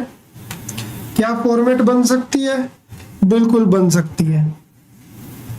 कैसे सर? इसको थोड़ा सा सोल्व कर लीजिए फिर तो बात बन जाएगी। तो एक्चुअली में ये e की पावर x और ब्रैकेट में x-3 और x-1 की होल पावर 3 है। इसी को ऐसे तोड़ना है कि एक फंक्शन दूसरे फंक्शन का क्या हो, डेरिवेटिव हो। तो क्या करें इसके अंदर बताओ। देखो एक तो मेरे माइंड में ये आ रहा है कि नीचे यहाँ पे x-1 है और वो x-3 है। तो एक काम करते हैं, मैं यहाँ सिखाता हूँ तुम लोगों को। उस -3 को मैंने ऐसे लिख दिया, -1 और -2, और उसके बाद में मैं क्या करूँगा, नीचे वाले फैक्टर को पहले वाले ब्लॉक के नीचे लिख दूंगा, x-1 के नीचे, और दूसरे के नीचे भी लिख दूंगा। यानी x-1 बाय में x-1 का क्यूब माइनस में 2 डिवाइडेड में x-1 का क्यूब। ये प्रोसेस बहुत ही इंपॉर्टेंट है, यहां से एक पार्ट कट जाएगा तो x-1 की पावर कितनी आएगी, 2, माइनस में 2 डिवाइडेड में x-1 की पावर 3। तो अगर मैं इसको ध्यान से देखूं तो क्या ये फंक्शन इसका इंटीग्रेशन है, डेरिवेटिव है क्या? तो डेरिवेटिव में पावर को बढ़ाते हैं, नहीं पावर आगे आती है ना। तो अगर मैं इसकी बात करूं तो ये x-1 की पावर 2 है, ऊपर आके तो नेगेटिव होगी, तो -2 आगे आएगी और एक पावर बढ़ेगी तो -3 होगी, और -3 को नीचे ले आऊंगा। तो मैं बिल्कुल ये चीज ऑब्टेन कर पाया कि ये फंक्शन जो है वो इस फंक्शन का डेरिवेटिव है। तो मैं ऊपर वाले चीज को अब कैसे लिख सकता हूं, इसको हम लगा देते हैं साइड कोने में यहां पे, और देखो जरा इधर e की पावर x, और इसको कैसे लिख सकते हैं, 1 बाय x-1 का स्क्वायर माइनस में 2 बाय x-1 का क्यूब dx। तो इसका आंसर क्या होगा, e की पावर x फंक्शन और प्लस में c। कोई डाउट, कोई समस्या यहां तक? No sir. ठीक है, आगे बढ़ते हैं। तो टॉपिक नंबर 4 जो है वो हमारा पूरा अच्छे से कंप्लीट हो चुका है, जिसके अंदर हमने कौन से टाइप के क्वेश्चन करे, मुझे कोई बता सकता है? हमने इसके अंदर सबसे पहले जो आज किया वो क्या था, सबसे पहले हमने करा इंटीग्रेशन बाय पार्ट, u.v का इंटीग्रेशन। तो अगर ये फर्स्ट और ये सेकंड है तो first as it is, second का इंटीग्रेशन v लिखना था मेरे को यहाँ पे, माइनस में डेरिवेटिव ऑफ फर्स्ट और इंटीग्रेशन ऑफ सेकंड, और फिर पूरे का dx। उसके बाद में इसको करने के बाद में 3 फॉर्मेट करी थी, जिसमें एक फॉर्मेट थी x² प्लस a² माइनस, यहाँ लिख देता हूं ताकि एक ही फॉर्मूले में तुम लोग रिलेट कर पाओ। तो फॉर्मूला था x/2 x² plus minus a², और यहाँ भी प्लस माइनस a²/2, और अंदर क्या था, log x प्लस, यहाँ सिर्फ प्लस होगा, प्लस माइनस नहीं, प्लस माइनस सिर्फ यहाँ होगा, ब्रैकेट क्लोज।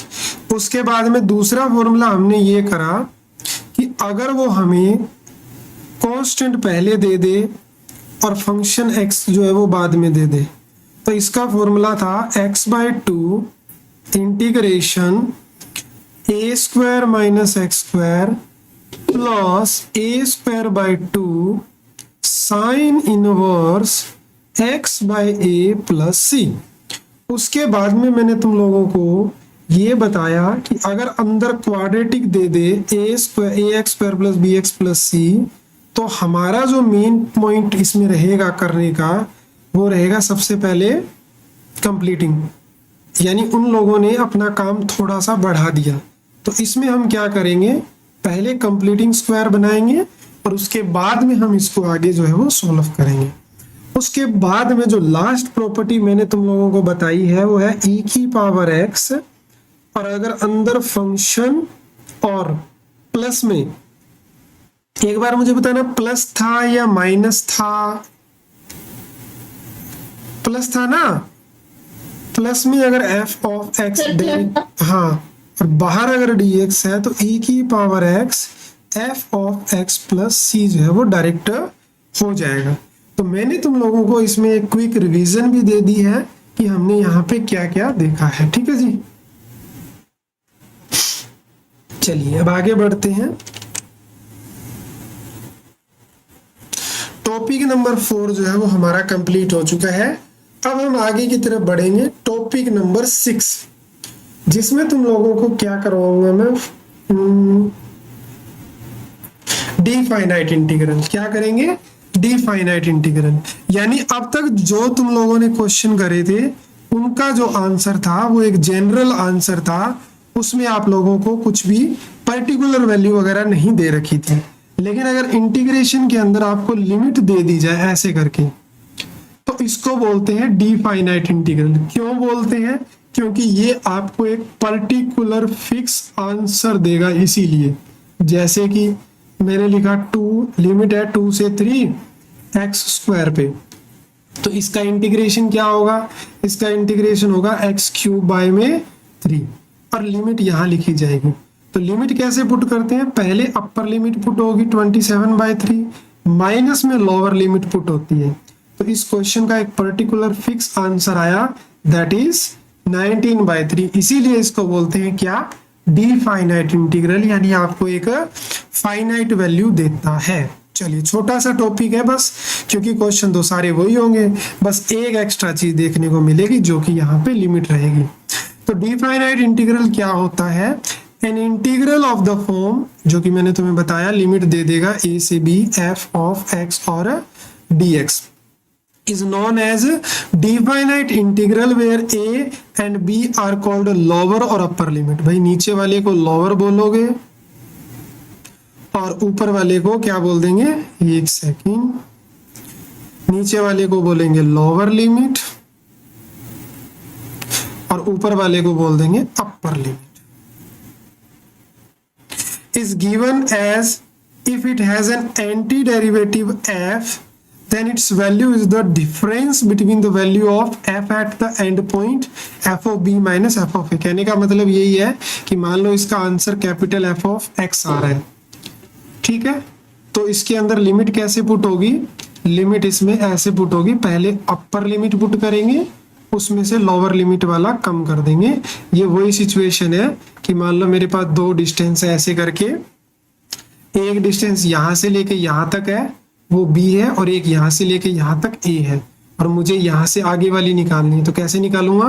पूरी में से ये वाला पार्ट में कम कर दूंगा, यानी b माइनस a, तो ये वाला हिस्सा आ जाएगा। वैसे इसमें है f ऑफ b रखते हो तो 0 से ऊपर तक का आ जाता है, और फिर अगर a रखते हो तो a से ऊपर तक का आ जाता है, तो सब्ट्रैक्ट कर, नहीं 0 से a तक का आ जाता है, सब्ट्रैक्ट करते हैं तो यहाँ के बीच वाला मैटर जो है वो निकल के आ जाता है। उसी तरह से यहाँ सब्ट्रैक्शन कर रखी है। चलिए आगे देखते हैं। तो here a to b f of x is dx is read as integral of f of x from a to b। यानी आप किसी भी फंक्शन का, मान लो ये कोई फंक्शन है ऐसे करके, तो आप a से क्या कर रहे हो? b पॉइंट तक इसका इंटीग्रेशन कर रहे हो। तो ये यहाँ पे a है और यहाँ पे ये b है। तो जब b वाली लिमिट पुट करते हो तो ये यहाँ से लेके सारी वैल्यू देता है, और a तक करते हो तो यहाँ तक की वैल्यू देता है। तो इसीलिए क्या करते हैं? f ऑफ b में से f ऑफ a को कम कर देते हैं, तो फिर इस फंक्शन का जो है वो इंटीग्रल अपने पास निकल के आ जाता है। आई होप यहाँ तक की चीजें जो है वो तुम लोगों को समझ आ गई। फिर fundamental theorem of integral calculus, जो नेक्स्ट हमारी थ्योरम है वो है fundamental theorem of integral calculus. ठीक है जी।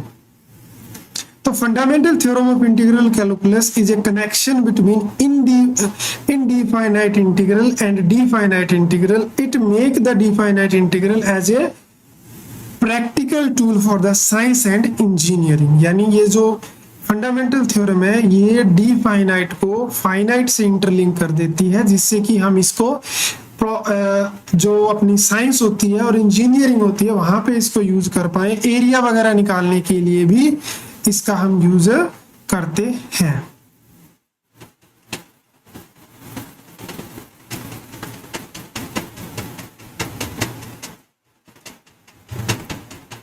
हाँ, तो एरिया वगैरह कैसे निकलता है वो भी मैं तुम लोगों को बता देता हूं, ताकि इसके बाद में जो नेक्स्ट चैप्टर रहेगा वो रहेगा एप्लीकेशन ऑफ इंटीग्रेशन।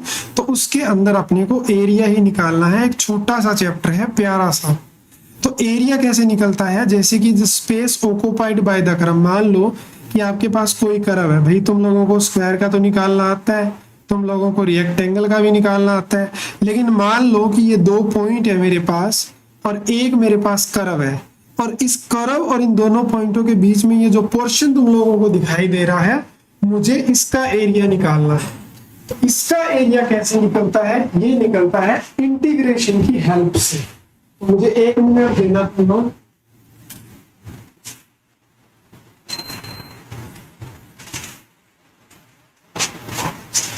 हाँ जी, तो ये एरिया किसकी हेल्प से निकलता है, इंटीग्रेशन की हेल्प से निकलता है।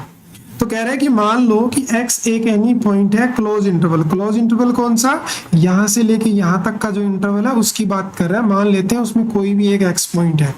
देन a से x f of x dx represent the area of the shaded reason. अगर यहां से यहां तक जाते हो तो ये जो ब्लैक ब्लैक जो है, डार्क ब्लैक जो है, इस पूरे एरिया को रिप्रेजेंट करेगा। The area of the shaded region depend upon the value of x। अगर ये x कम होगा तो कम हो जाएगा, ज्यादा होगा तो ज्यादा हो जाएगा, क्योंकि ये तो अगर आगे बढ़ेगा तो डेफिनेटली एरिया तो बढ़ेगा। The area of the shaded region depend on the value of x, और we can say that the area of this shaded region is a function of x। कि एरिया जो है इस रीजन का वो x का फंक्शन है, क्योंकि x चेंज होगा तो एरिया भी चेंज होगा। denoting by ax, then function ax is known as area of the function and obtained by, कैसे मिलेगा, a से x और f of x dx। अगर आपको b तक जाना है तो आप a से b f of x dx कर दोगे। तो ये इंजीनियरिंग साइंस वगैरह में काम आता है। अगर आपको कोई भी कर्व्ड सरफेस का एरिया वगैरह अगर आपको निकालना है, तो मान लो कोई दीवार बना दी, अब दीवार में ऐसे डिजाइन दे दिया ऐसे करके, और हमें ये पूछा जाए कि हमें इस दीवार का एरिया निकालना है, तो कैसे निकालेंगे, ये फिर इंटीग्रेशन की हेल्प से निकलेगा।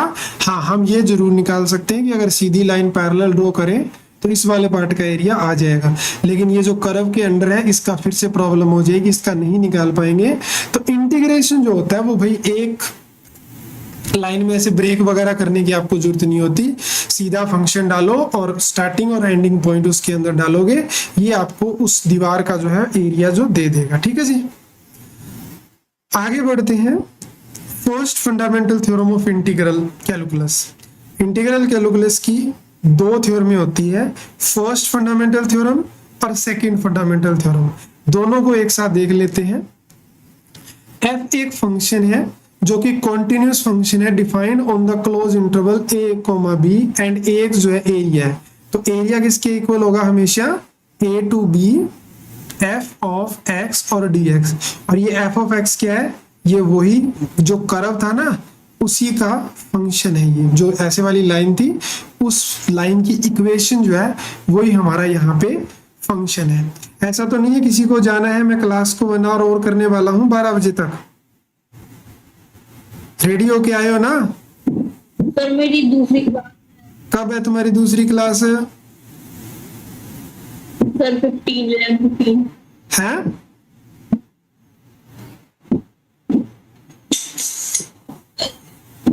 क्या क्या कह रही हो? सर मेरी दूसरी क्लास है। कब? 11:15 पे? तो मैं एक बार टाइमिंग चेक कर लेती हूँ। टाइमिंग चेक करके मुझे बताओ। हाँ, श्लोक और कुणाल है। इधर 11:15 पे है। सर कोई क्लास नहीं है। तो लेकिन इसकी तो क्लास है फिर 12 बजे। 12 बजे है। चलो फिर 10 मिनट पहले छोड़ देंगे हम तुमको, ठीक है? हाँ, तो देखो कोई इश्यू तो नहीं है किसी को?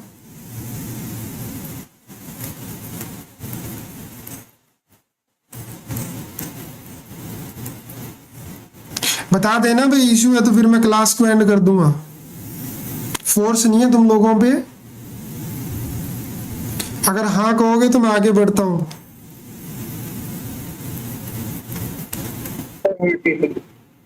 कुणाल तो कह रहा ओके है। श्लोक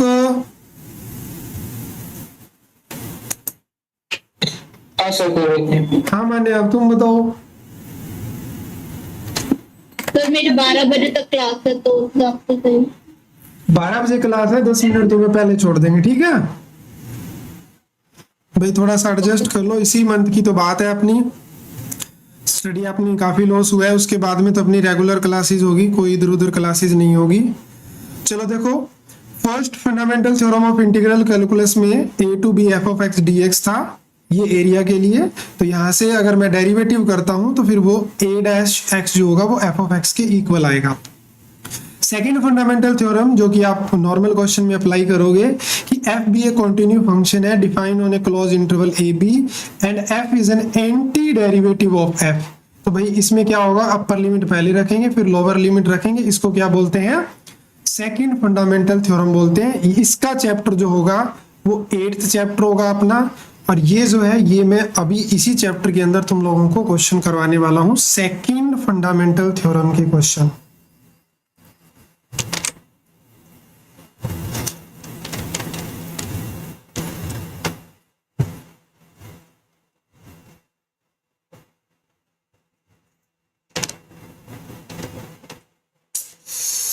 एक मिनट देना तुम लोग मेरे को। हाँ जी, तो चलो कुछ क्वेश्चन बनाते हैं ताकि प्रैक्टिस होगी तभी बात बनेगी। तो पहला क्वेश्चन स्क्रीन के ऊपर,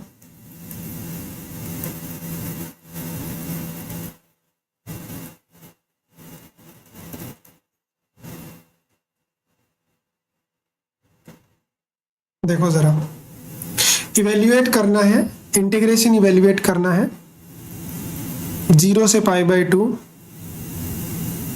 cos square x D x. तो जैसा कि तुम लोगों को पता है कि cos स्क्वायर का कोई इंटीग्रेशन नहीं होता है, तो हमें इसको चेंज करना होता है। तो मानिए कैसे चेंज करते हैं इसको, याद करो cos 2x का फॉर्मूला था वही यहाँ पे लगता है बार बार। एक तो होता है 2 cos स्क्वायर एक्स माइनस 1 और एक होता है cos 2x का 1 माइनस 2 साइन स्क्वायर x। तो स्क्वायर वाले में भैया इसको 1 को इधर लेके आएंगे तो ये वाला लगेगा। तो याद रखना cos में हमेशा 1 प्लस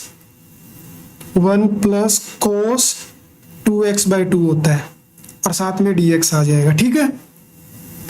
और साइन में अगर डायरेक्ट याद रखना है, ये थोड़ा सा डायरेक्ट याद रख लेना, उसमें 1 माइनस cos 2x बाय 2 होता है। और cos स्क्वायर में क्या होता है कुणाल, प्लस होता है 1 प्लस cos 2x बाय में 2। मैं कोशिश कर रहा हूँ कि फॉर्मूले में तुम लोगों को साथ साथ में बार बार रिवीजन करवा पाऊँ। तो अब इसको सेपरेटली लिखो, 0 से pi by 2 1 by 2 dx plus 0 से pi by 2 1 by 2 cos 2x और dx, ठीक है। अब यहाँ पे 1 बाई 2 को बाहर ले लो तो 1 बचेगा, 1 का इंटीग्रेशन x होता है 0 से पाई बाई 2 प्लस यहाँ 1 को हम बाहर ले लेंगे। cos 2x का इंटीग्रेशन क्या होगा, कौन बताएगा मेरे को। cos का इंटीग्रेशन माइनस में प्लस का साइन होता है ना, साइन 2x पाई में 2 और लिमिट क्या रहेगी 0 से पाई बाई 2। अब इसमें लिमिट डालो, जब यहाँ रखोगे पाई बाई 2 तो क्या मिलेगा पाई बाई 2 माइनस में लोअर लिमिट 0 प्लस 1 बाई 2। जब यहाँ पाई बाई 2 रखोगे तो साइन पाई होता है 0, साइन 0 भी 0 ही होता है, तो ये खत्म है। आंसर इस क्वेश्चन का कितना आ रहा है मान्या, पाई बाय 4। कितना आ रहा है, पाई बाय 4 आ रहा है। चलिए, आई होप क्वेश्चन इजी लगा तुम लोगों को, बिल्कुल भी डिफिकल्ट क्वेश्चन ये नहीं था। आगे बढ़ते हैं नेक्स्ट क्वेश्चन की तरफ। ये लो, नंबर 2, लिमिट है 1 से 2, फंक्शन दिया हुआ है 4x क्यूब, यहाँ पे क्यूब है, माइनस में 5x square plus 6x plus 9 और ब्रैकेट क्लोज। करो जरा इसका वो इंटीग्रेशन, मुझे बताओ इसका क्या होगा, पावर बढ़ जाएगी पावर से डिवाइड। इसका क्या होगा, पावर बढ़ जाएगी पावर से डिवाइड। इसका क्या होगा, पावर बढ़ जाएगी पावर से डिवाइड। 9 का क्या होगा, x आ जाएगा, और लिमिट क्या है 1 से 2। तो पहले तुम लोगों को अपर लिमिट पुट करनी है, लेकिन 4 से 4 को कैंसिल भी कर लो सबसे पहले, ठीक है ना।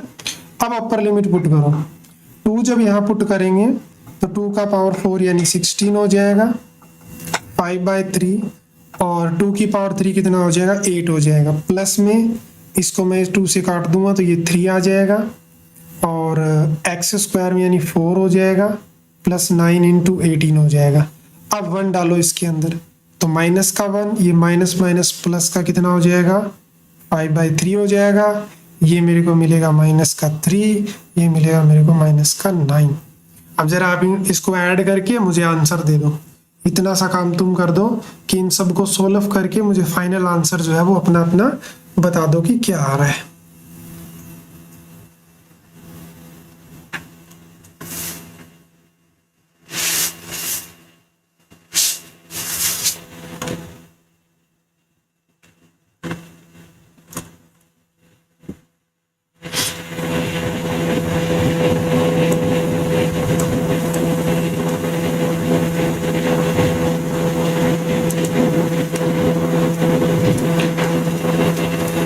चलिए बताइए।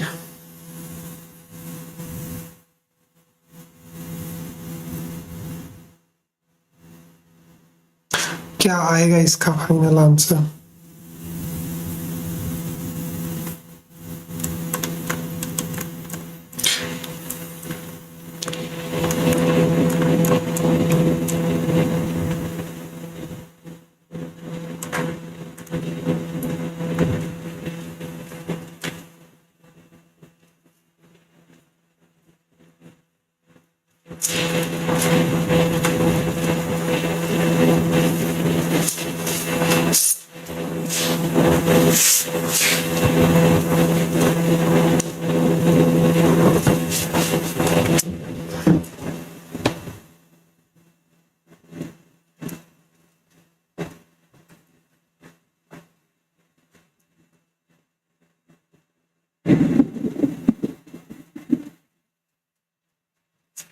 सर मेरा 18 आ रहा है। 18 तो नहीं आएगा, आंसर आएगा इसका 64/3। चेक करो, मेरा 54/3 आया था मैंने। 64/3 आ रहा है। या तो कुछ गड़बड़ करी होगी फिर हमने या तुमने। 16 सर मैंने 40/3 12 प्लस 18 माइनस 1, ये हो जाएगा माइनस का 9, माइनस का 4/3 माइनस का 9, ये बनेगा 30। 30 और 16 कितने होते हैं, 46। ये बन जाएगा माइनस का 44/3 माइनस का 9, तो 9 3 जा 27 होता है। अगर ऐड कर दूं 11 71 बन रहा है, और इसको 3 टाइम करूं तो 138। कुछ तो गड़बड़ हुई है, 67 बन रहा है।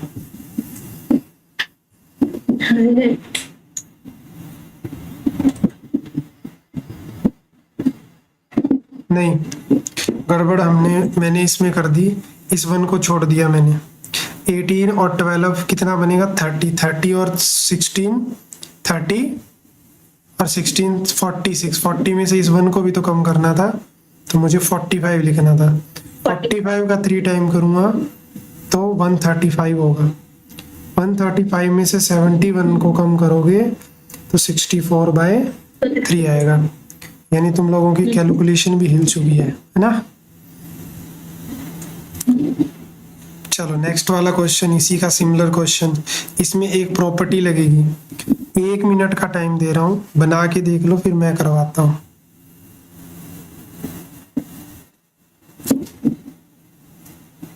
इसमें प्रॉपर्टी लगेगी जो मैंने तुम्हें थोड़ी देर पहले सिखाई है।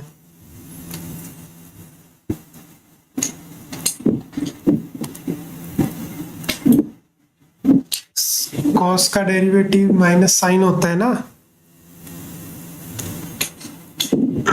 हाँ तो वो तो ऐसा तो है नहीं, इसके अंदर माइनस कॉमन ले लेंगे। वेरी गुड, तो माइनस कॉमन ले लेंगे तो प्रॉपर्टी इसमें अप्लाई कर सकेंगे। cos x आगे आ जाएगा, sin x पीछे हो जाएगा। तो इसका जो आंसर होगा वो होगा e की पावर x और cos x। लिमिट कितनी है 0 से π/2। पहले आपको π/2 रखना है, तो e की पावर π/2, लेकिन cos 90 0 होते हैं। फिर 0 रखोगे तो e की पावर 0, cos 0 1, तो 1 आ रही है, तो माइनस और माइनस, यानी आंसर क्या हुआ पॉजिटिव का 1। किसी को कोई समस्या तो नहीं है? चलो अब आगे बढ़ते हैं एक नई टाइप के ऊपर, उसी के अंदर हम इसके क्वेश्चन जो है वो और कर लेंगे। अब जो आगे वाले क्वेश्चन आ रहे हैं वो आ रहे हैं सब्स्टिट्यूशन के। अभी तक मैंने जितने भी तुम लोगों को इंटीग्रेशन के क्वेश्चन कराए, एक क्वेश्चन में मैंने ये काम नहीं करा, यानी मैंने किसी को कुछ पुट नहीं करा। अब जितने भी हम क्वेश्चन करेंगे वो करेंगे हम सब्स्टिट्यूशन टाइप से। किससे? सब्स्टिट्यूशन टाइप से करेंगे। तो पहला जो सवाल हमारा स्टार्ट होता है वो हमारा सब्स्टिट्यूशन से यहीं से स्टार्ट होता है, जिसमें आप लोगों को आइडेंटिफाई करना है कि आप किसको क्या पुट करोगे। ये वैसे ही है डेरिवेटिव के जैसे ही, कुछ नया तो इसमें है नहीं, बट क्वेश्चन तो प्रैक्टिस करने पड़ेंगे। पहला क्वेश्चन, मेरे को क्वेश्चन को देखते ही समझ आ गया कि मुझे किसको क्या मानना चाहिए। आई होप कि तुम्हें समझ आ गया होगा। tan इनवर्स का जो डेरिवेटिव होता है वो क्या होता है 1/1 + x² होता है। तो मैं किसको लेट कर लूंगा, tan इनवर्स x को मैं t मान लूंगा। तो 1/1 + x² dx किसके इक्वल हो जाएगा dt के। तो ये जो पूरा का पूरा मैटर था ये dt में कवर हो गया। लेकिन एक चीज और है, यहाँ सिर्फ मानने से काम नहीं चलेगा। जब आप किसी एक वेरिएबल को दूसरे वेरिएबल में चेंज करते हो तो उसके साथ लिमिट भी चेंज होती है। तो अगर पहले x की वैल्यू 0 थी तो t की वैल्यू भी 0 ही थी, लेकिन जब आपने x की वैल्यू को 1 लिया तो फिर t की वैल्यू जो है वो कितनी आई π/4 आई। कितनी π/4। तो अब 0 से π/4 हो चुकी है लिमिट और t dt बन चुका है। तो t का स्क्वायर बाय में 2, π/4 इसमें पुट करोगे तो π/2 टाइम 4 का स्क्वायर, यानी π/, कितना आ रहा है 32 आ रहा है। किसी को कोई डाउट है? और ये तुम लोगों को भूलना बिल्कुल भी नहीं है। क्या नहीं भूलना? लिमिट को चेंज करना। अगर लिमिट चेंज नहीं करी तो क्वेश्चन जो है वो करेक्ट कंसीडर नहीं होगा। सेम लिमिट आप नहीं रख सकते क्योंकि आपने वेरिएबल चेंज कर दिया। क्वेश्चन नंबर 2 पे आ जाइए और मुझे आइडेंटिफाई करके बताने की कोशिश करें कि इसमें किसको क्या मानेंगे। मुझे ऐसा लग रहा है कि ये सेम क्वेश्चन होमवर्क में दे रखा था, क्योंकि मैंने मान्या का होमवर्क चेक करा था तो उसमें मुझे ये दिखा कि इसको t मान लेंगे। इसको t मान लेंगे, 1 + log x को t मान लेंगे। तो इसका जो होगा वो 1/x dx = dt। मान्या था ना पुराने वाले होमवर्क में। लिमिट भी, हाँ लिमिट भी चेंज होगी। तो अगर x की वैल्यू 1 है तो log 1 0 होता है तो t की वैल्यू 1 आएगी। लेकिन अगर x की वैल्यू 3 है तो t की वैल्यू कितनी आएगी 1 + log 3। तो लिमिट जो है वो चेंज हो चुकी है 1 से 1 + log 3। और अंदर क्या आएगा, ये dx, ये वाला जो मैटर है ये dx में चला गया, dt बन गया ये, और इसको माना था t। तो एक्चुअली में 1/t आया मेरे पास dt। और 1/t का क्या होता है log t होता है। लिमिट कितनी है, लिमिट है 1 से 1 + log 3 प्लस में c। अब मुझे ये लिमिट पुट करके कौन दिखाएगा कि किस तरीके से तुम लोग इसमें लिमिट पुट करोगे। एक सेकंड 1 दिया हुआ था ना यहाँ पे, तो लोग, हाँ ठीक है कोई इशू नहीं, ओके। तो सबसे पहले ऊपर वाली लिमिट पुट होगी तो log के अंदर 1 + log 3 आएगा, और जब आप लोग 1 पुट करोगे तो 0 हो जाएगा। तो मुझे इसका आंसर यही करेक्ट लग रहा है कि log 1 + log 3, log 1 + log 3 is the correct answer. ऐसे अजीब सी लिमिट देख के ऐसे नहीं सोचना कि मैं गलत जा रहा हूँ। ऐसे टाइप की विचित्र जो स्ट्रेंज सी लिमिट आपको दिखाई दे सकती है क्वेश्चन के अंदर, तो don't forget to change the limit जब आप कुछ पुट कर रहे हो तो। चलिए क्वेश्चन नंबर 3, किसमें किसको क्या माने मुझे जरा बताओ। साइन का डेरिवेटिव कोस होता है, फिर तो एक ही कोस गायब होगा। कुछ और तरीका है? पावर 5 में है, पावर 5 के साथ तो कुछ ना कुछ चेंज करना पड़ेगा। तो एक काम करते हैं, 0 से π/2 और यहाँ पे क्या है, रूट साइन 5 है ये, और ये कोस है, इसको तोड़ दो, cos 4 पाई इंटू में cos 5 हो जाएगा और d5, ठीक बात है। अब इसको मैं क्या लिख सकता हूँ, इसको साइन की फॉर्मेट में आप चेंज कर सकते हैं। साइन की फॉर्मेट में कैसे चेंज कर सकते हैं, इसको लिख सकते हैं 1 माइनस में साइन स्क्वायर 5 और होल स्क्वायर, ठीक बात है, इनटू cos 5 और साथ में क्या आएगा d5। अब मुझे बताओ कि इसको क्या मानने की बात बन जाए। तो साइन को अगर लेट कर लें तो ये चला जाएगा dt के अंदर। तो हम यहाँ से लेट करने जा रहे हैं, क्या लेट करने जा रहे हैं कि जो साइन 5 है वो t के इक्वल है, तो cos 5 d5 जो हो जाएगा वो dt हो जाएगा। लेकिन don't forget to change the limit. तो अगर लिमिट पाई अगर 0 है तो t भी 0 ही होगा, साइन 0 0 होता है। और फिर अगर 5 π/2 है तो t कितना हो जाएगा, मान्या 1 हो जाएगा। तो लिमिट जो है वो स्लोप क्या हो चुकी है, 0 से 1। इसकी वैल्यू मानी हमने t, इसको भी हमने माना t, तो ये t स्क्वायर है होल पावर 2। इसको क्या माना, ये तो dt में चला गया। अब आप एक काम करो, जो अंदर आपको स्क्वायर दिखाई दे रहा है इसको ओपन कर दो, 1 प्लस t की पावर 4 माइनस में 2t की पावर 2 और dt, ठीक बात है। अंदर मल्टीप्लाई कर लो इसको, 0 से 1, 1/2 यहाँ भी आएगा तो t की पावर 1/2 हो जाएगा, प्लस 4/4 है, 4 में अगर 1/2 ऐड करें तो 9/2 बन जाएगा। माइनस में जब यहाँ करेंगे तो 2 प्लस 1/2 यानी 5/2 हो जाएगा। कितना हो जाएगा, 5/2 हो जाएगा और साथ में dt आएगा।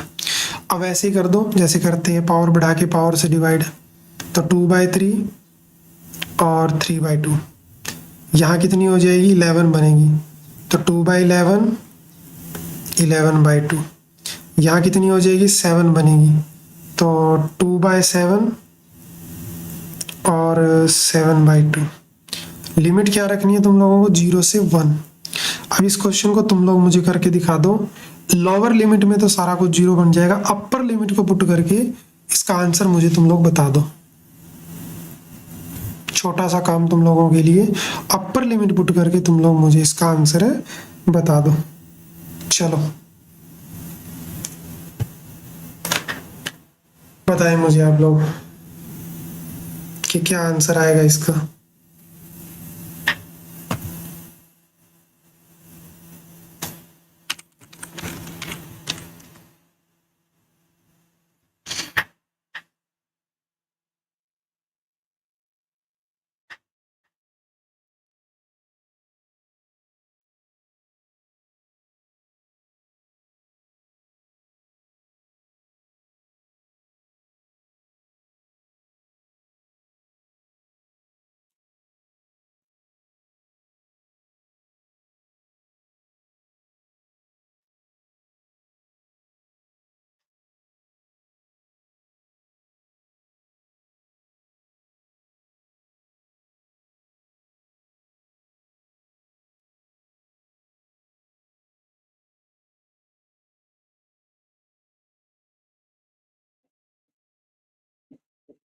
Sir 64/231।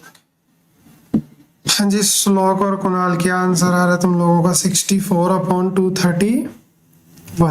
Very good, correct answer है, बहुत बढ़िया। चलिए आगे बढ़ते हैं। अब जो है ना, अब हम इसकी ना कुछ प्रॉपर्टीज देखने वाले हैं कि इसकी प्रॉपर्टीज भी होती है डिफाइनाइट इंटीग्रल की। प्रॉपर्टीज मीन्स कि अगर आप चेंज कर दो, अगर लिमिट को आप चेंज कर दो, जैसे लिमिट a से b है, क्या होगा अगर मैं b से a कर दूं तो ऐसा करने से क्या फ़र्क पड़ता है वो हम देखेंगे। क्या मैंने इसको फोटो पेस्ट कर दी थी, नहीं, मैंने इसकी फोटो नहीं लगाई, मुझे एक सेकंड दो। आंसर क्या आया था? 64/231, 64/231, ठीक है। चलिए अब हम इसकी कुछ प्रॉपर्टीज पढ़ लेते हैं, क्योंकि प्रॉपर्टीज इंपॉर्टेंट है और काफी जगह यूजफुल होगी जब क्वेश्चन करोगे तो। देखो जरा, properties of definite integral. Properties हमें क्या कहती है कि some important properties which will be useful in the evaluating the definite integral are given below. a से b f of x dx, a से b f of t और dt. This property shows that कि the value of definite integral does not change if the variable change. यानी definite integral में variable को अगर change करते हैं, जैसे x की जगह सीधा t लिख दिया, तो लिमिट जो है वो चेंज नहीं होती। a से b f of x dx just change करा है, x की जगह t लिखा है, ऐसा नहीं है कि फंक्शन चेंज कर दिया, नहीं, फंक्शन चेंज नहीं हुआ, x की जगह बस t कर दिया। a से b f of x dx जो होता है वो नेगेटिव होता है b to a, यानी जब आप इनको इंटरचेंज कर देते हो, लोअर को अपर लिमिट बना दोगे, अपर को लोअर लिमिट बना दोगे, तो ये दोनों इक्वल तभी होंगे, ये नेगेटिव आंसर देगा। कहने का मीनिंग ये है कि सपोज करो a से b f of x dx का आंसर अगर 4 आ रहा था, तो b से a अगर आप करते हो तो उसका जो आंसर आएगा वो कितना आएगा? नेगेटिव का 4 आएगा। तो ये इसकी एक इम्पॉर्टेंट प्रॉपर्टी है कि आप ऐसा कर सकते हो। चलिए जी आगे बढ़ते हैं और एक क्वेश्चन देखते हैं हम, बहुत ही प्यारा सा क्वेश्चन, मॉडुलस फंक्शन का क्वेश्चन। तो मॉडुलस फंक्शन में जब भी हम इंटीग्रेशन की बात करेंगे और जब भी आप लोगों को मॉडुलस फंक्शन दिखाई दे, तो एक बात हमेशा ध्यान रखना, मॉडुलस फंक्शन को सबसे पहले आपको पीस वाइज ब्रेक करना पड़ेगा, उसके बाद में आप इसको आगे इंटीग्रेट कर सकते हो। तो हम जानते हैं किसी भी मॉडुलस फंक्शन को कैसे ब्रेक किया जाता है।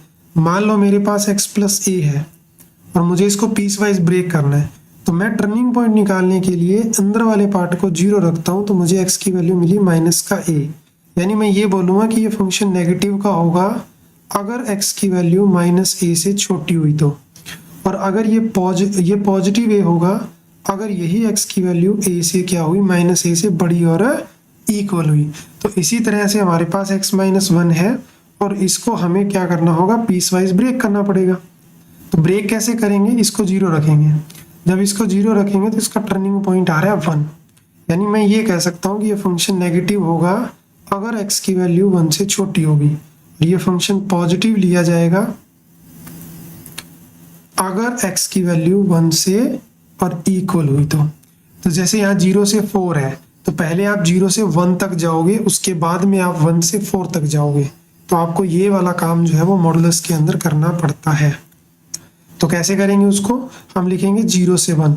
तो जब मैं 0 से 1 की बात करूं तो मेरा x जो है वो 1 से छोटा है, तो मेरे को ये वाला फंक्शन यहाँ पे लिखना पड़ेगा, और जब मैं 1 से लिखूंगा 4, तो फिर मेरे को आगे वाला फंक्शन जो है वो कंसिडर करना पड़ेगा। इसका इंटीग्रेशन मुझे कौन बताएगा? माइनस एक्स का हो जाएगा x²/2 और प्लस 1 का हो जाएगा x, लिमिट रहेगी 0 से 1, और यहाँ पे क्या है? x का क्या हो जाएगा? x²/2 और 1 का क्या हो जाएगा? x, और लिमिट क्या रहेगी यहाँ पे? 1 से 4। ये छोटा सा काम मैं तुम लोगों को दे रहा हूँ कि मुझे अपर और लोअर लिमिट पुट करके इसका फाइनल आंसर तुम मुझे बता दो।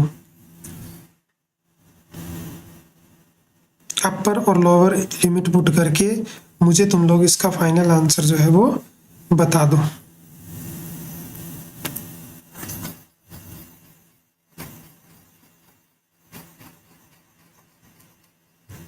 चलिए बताइए।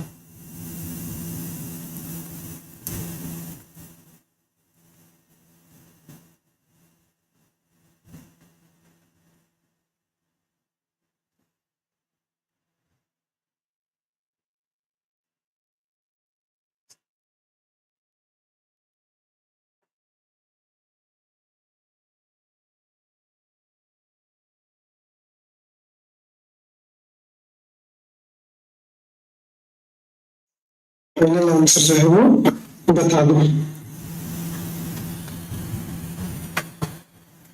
हाँ जी।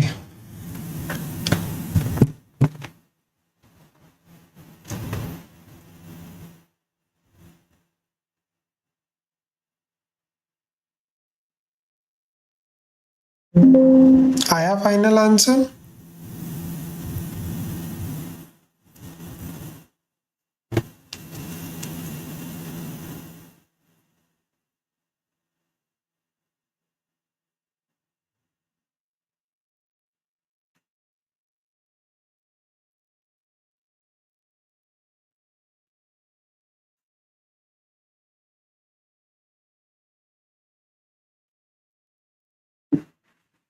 Sir 5। 5 is the correct answer, very good. चलिए आगे बढ़ते हैं। अब मैं एक क्वेश्चन और लेके आ रहा हूँ जिसमें क्या है, एक मॉडुलस फंक्शन ही है, कई सारे मॉडुलस फंक्शन है। तो इस क्वेश्चन को जरा एक बार तुम लोग देखो कैसे करोगे। मैं एक बार उसकी फोटो लगा देता हूँ अपने नोट्स में।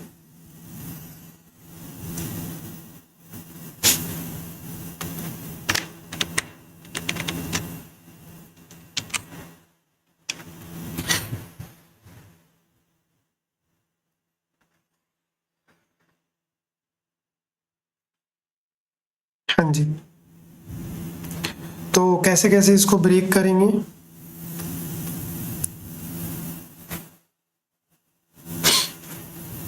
इसका अलग पीस वाइज बनेगा, इसका अलग पीस वाइज बनेगा, इसका अलग पीस वाइज बनेगा। तो पहली बात तो देखो, ये 2 पे ब्रेक हो रहा है और 2 से छोटी लिमिट है ही नहीं। तो लिमिट कहाँ से कहाँ तक ली जाएगी जरा मुझे बताना। अगर 2 से 5 लेता हूँ तो मैं इस फंक्शन का पॉजिटिव लूँ या नेगेटिव लूँ? तो 2 से बड़े के लिए ये पॉजिटिव ही होगा। प्लस आगे वाला फंक्शन ये 3 पे टूटेगा, तो 3 पे टूटेगा तो लिमिट 3 से छोटी है, तो 2 से 3 तक तो ये होगा नेगेटिव कंसीडर, और 3 से 5 क्या होगा ये कुणाल है, पॉजिटिव कंसीडर। ये 5 पे ब्रेक होता है और 5 से लेस देन तक है लिमिट, तो 2 से 5 ये क्या कंसीडर होगा, नेगेटिव कंसीडर होगा। इसको करो, ये बनेगा एक्स स्क्वायर वाई में 2 माइनस में 2x, लिमिट है 2 से 5। ये क्या बनेगा, ये बनेगा माइनस का एक्स स्क्वायर वाई में 2 माइनस का 3x, लिमिट होगी 2 से 5। और ये क्या बनेगा, एक्स स्क्वायर बाई 2 माइनस में 3x, लिमिट क्या होगी 2 से 5। और ये क्या बनेगा, माइनस का एक्स स्क्वायर वाई में 2 5x, लिमिट क्या होगी 2 से 5। चलिए इसकी कोई मुझे लिमिट निकाल के दिखाएगा। चलो इसके लिए भी मैं तुम्हें 3 मिनट का टाइम देता हूँ। ये मुझे पूरा तुम लोग अपर और लोअर पुट करके मुझे इसका फाइनल आंसर बताना, और आंसर तीनों का चाहिए मुझे, एक का नहीं। कुणाल तुम्हारे रिस्पॉन्स नहीं आ रहे क्लास में।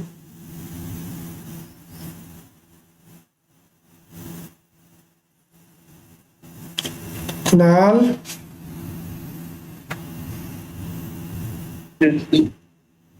क्लास में रिस्पॉन्स नहीं है भी तुम्हारा।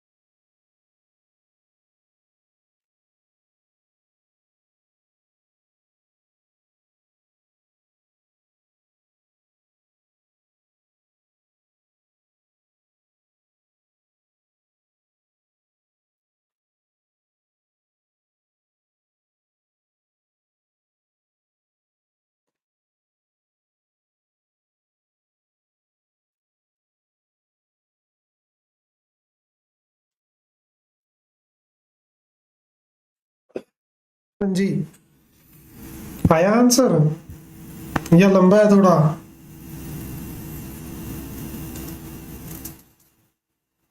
सर मैंने पहले वाला गलत कर दिया था।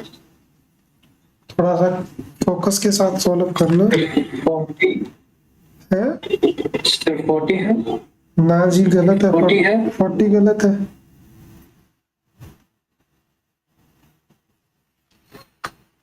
अच्छे से करो कुणाल, तुम्हारा 23/2 है 23/2 23/2 करेक्ट आंसर है। तुमने किया है या कहीं से कुछ देख वगैरह के बता रहे हो? मेरे को खुद से करके बता रहे हो ना? हाँ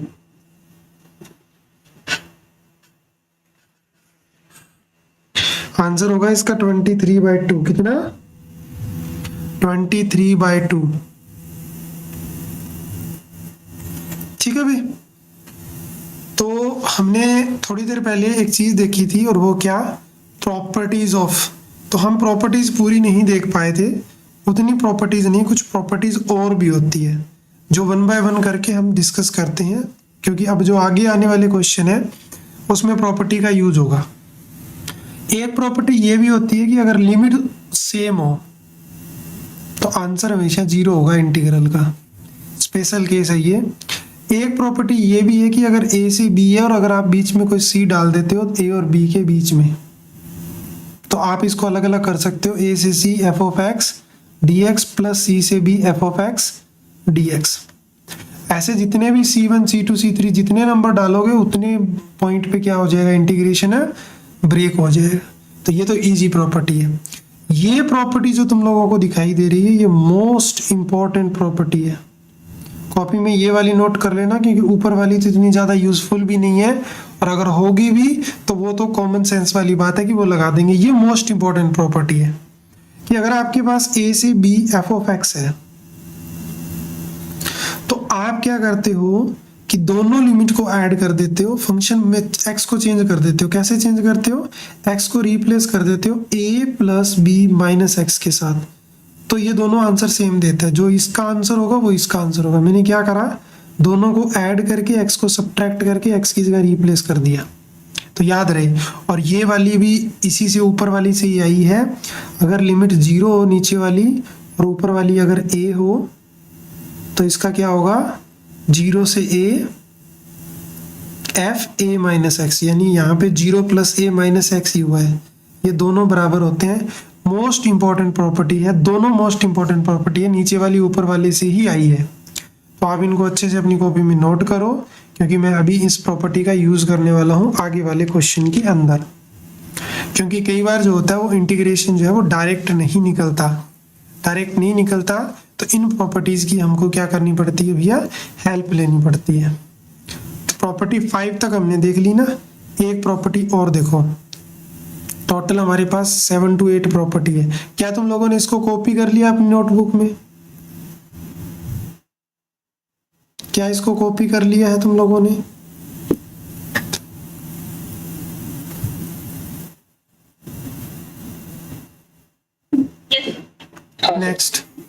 next property, most important property ये भी है। अगर लिमिट कल को ऐसे दिखे 0 से 2 है F of x D x, तो जरूरत पड़ने पे आप इसको ऐसे तोड़ सकते हो। 0 से A F of D x plus 0 से ए, लेकिन अब की बार जो फंक्शन होगा वो 2a माइनस में एक्स डी एक्स होगा। दोनों का रिजल्ट इक्वल होता है, चाहे इसका जो रिजल्ट होगा वो इसका और इसका रिजल्ट होता है। कहीं ना कहीं ये यूजफुल होगी, इसीलिए इन प्रॉपर्टी को करवाया जा रहा है। क्वेश्चन के अंदर यूज होगी, इन्हीं का प्रूफ यूज करके क्वेश्चन का जो आंसर है वो निकाला जाएगा। नेक्स्ट प्रॉपर्टी ये है कि अगर आपके पास 0 से 2a है तो आप इसको ऐसे भी कर सकते हो। जैसे 0 से 2a है ना, तो दिमाग में तो आ रहा होगा कि सर 0 से a से 2a, तो क्यों ना इसको ऐसे कर दिया जाए। कैसे?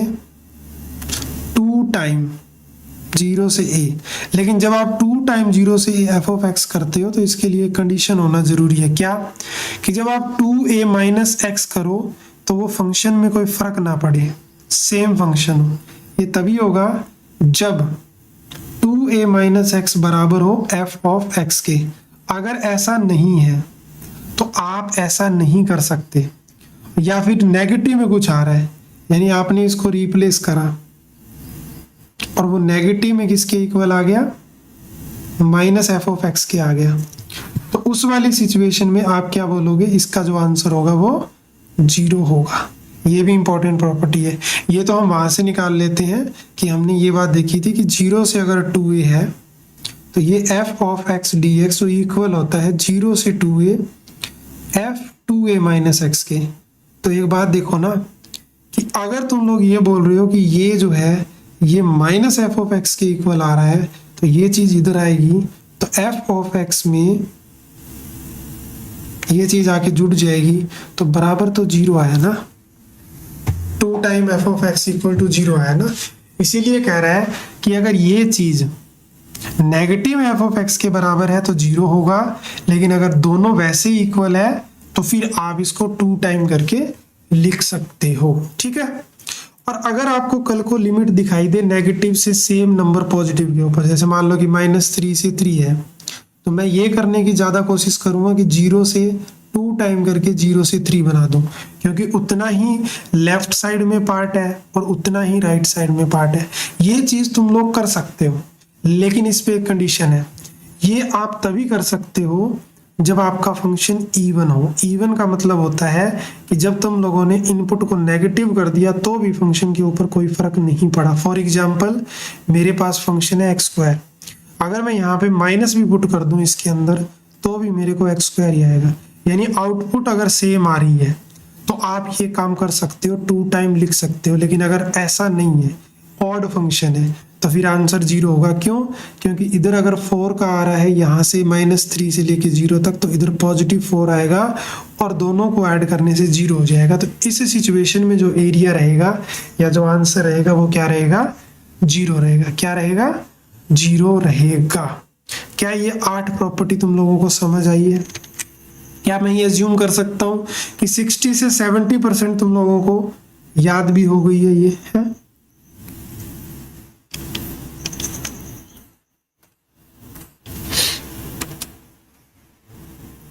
रिस्पॉन्स नहीं आया, इसका मतलब अभी बात बनी नहीं है।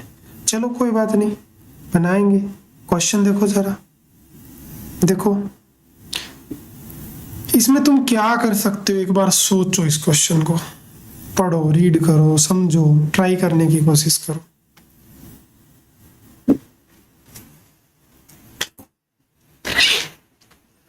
क्या कोई डायरेक्ट मेथड है? क्या कोई आइलेट लग सकता है? क्या कोई पुट हो सकता है?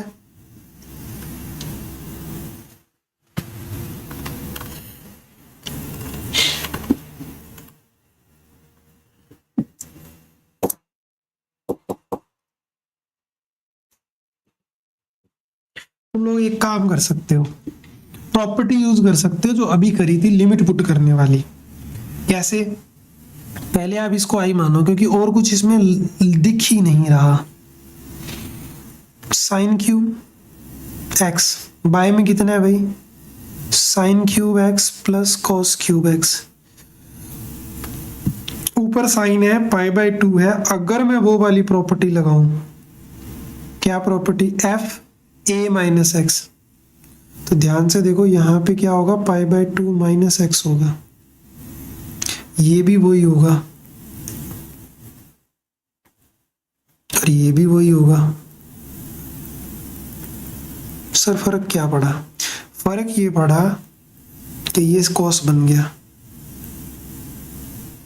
ये दोनों चेंज तो होंगे, लेकिन साइन कॉस बन जाएगा, कॉस साइन बन जाएगा, तो वापिस वही चीज आ जाएगी।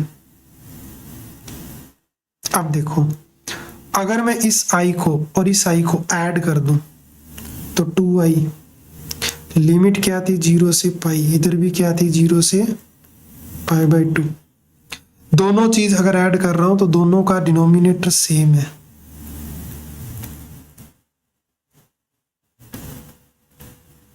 तो न्यूमरेटर ऐड हो जाएगा।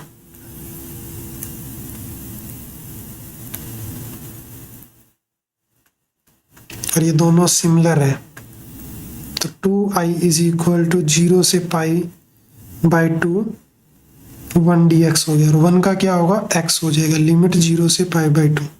तो आंसर आया पाई बाई 2, लेकिन ये 2 इधर चला जाएगा, तो जो i की वैल्यू है वो आ रही है पाई बाई 4। तो यही तो i था, तो इसका जो आंसर है वो कितना हो गया, पाई बाई 4। क्या किसी को कोई डाउट है? हाँ मान्य, क्या कोई डाउट है?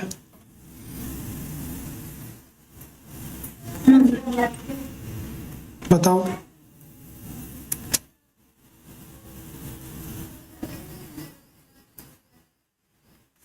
हाँ भी श्लोक कुणाल, क्लियर है क्वेश्चन? नहीं सर, कोई डाउट नहीं है। कोई डाउट नहीं, चलो आगे बढ़ते हैं, तो कोई डाउट नहीं है तो नेक्स्ट क्वेश्चन।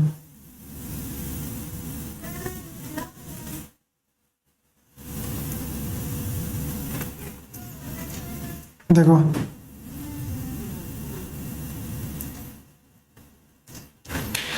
अगर ऐसा कोई क्वेश्चन दिखे और ऐसी कोई लिमिट दिखे तो एक बार कोशिश जरूर करनी है वो वाली प्रॉपर्टीज लगाने की।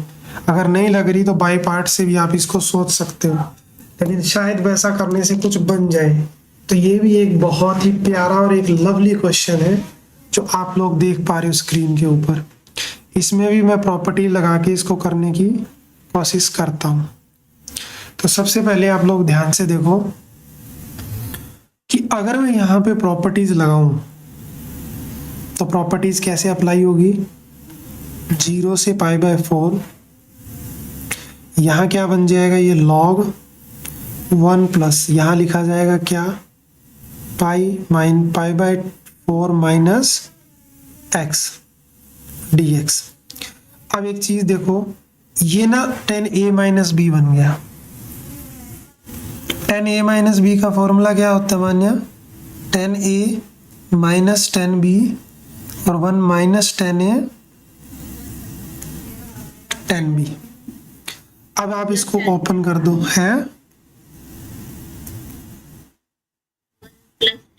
हाँ 1 प्लस, तो ये 10 पाई बाय 4 होगा जो 1 होगा, तो 1 माइनस 10x आएगा और 1 प्लस 10x आएगा। एल्शियम ले लो,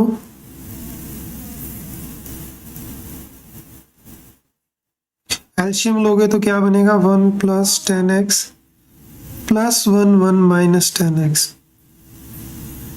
नीचे क्या आएगा, 1 plus 10x bracket close dx।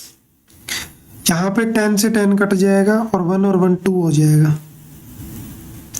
तो 0 से पाई बाय 4 लॉग, ऊपर क्या आएगा 2, नीचे क्या आ रहा है, हाँ। अब इसमें क्या कर सकते हैं, लॉग की प्रॉपर्टी लगा सकते हैं। 0 से पाई बाय 4 log 2 माइनस में 0 से पाई by 4 log 1 plus 10x dx। इसका आंसर क्या होगा, log 2 तो कांस्टेंट है और x आएगा, लिमिट पुट करेंगे पाई बाय 4 हो जाएगा। ये क्या है मान्य, क्या ये वही i नहीं है क्या, यहाँ पे ये वो वाला था, अभी डंडा था ऐसे करके log लिखा था मैंने, क्या ये i नहीं है क्या जो स्टार्टिंग में था वो, तो क्या मैं इसकी जगह i नहीं लिख सकता, और ये i इधर आके जुड़ जाएगा, इधर जो i चल रहा है पैरेलल में, तो i और i कितना हो जाएगा, 2i हो जाएगा। कितना हो जाएगा, 2i। 2i is equal to log 2 into pi by 4, ये 2 इधर आ जाएगा, तो i is equal to pi by 8 log 2। इस क्वेश्चन का जो है वो आंसर हो गया। क्लियर है। और तुम लोगों को इंटीग्रेशन में स्टेप बाय स्टेप चीजें करनी है, नाल स्पेशली तुम स्टेप बहुत मिस करते हो।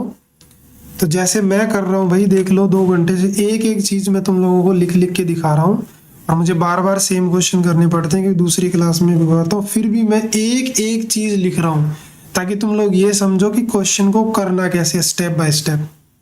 जरूरी होता है भाई, स्टेप बाय स्टेप करते हैं तो सामने वाले को, चेक करने वाले को भी ऐसे लगता है कि एकदम एक्यूरेट चीजें जो है वो सही ढंग से करी गई है, तो नंबर भी आपको दिल खोल के ही दिए जाते हैं। फिर कौन से नंबर का क्वेश्चन था ये? 8 नंबर का क्वेश्चन था, क्योंकि आफ्टर ऑल बोर्ड में तो स्टेप के ही नंबर मिलने हैं।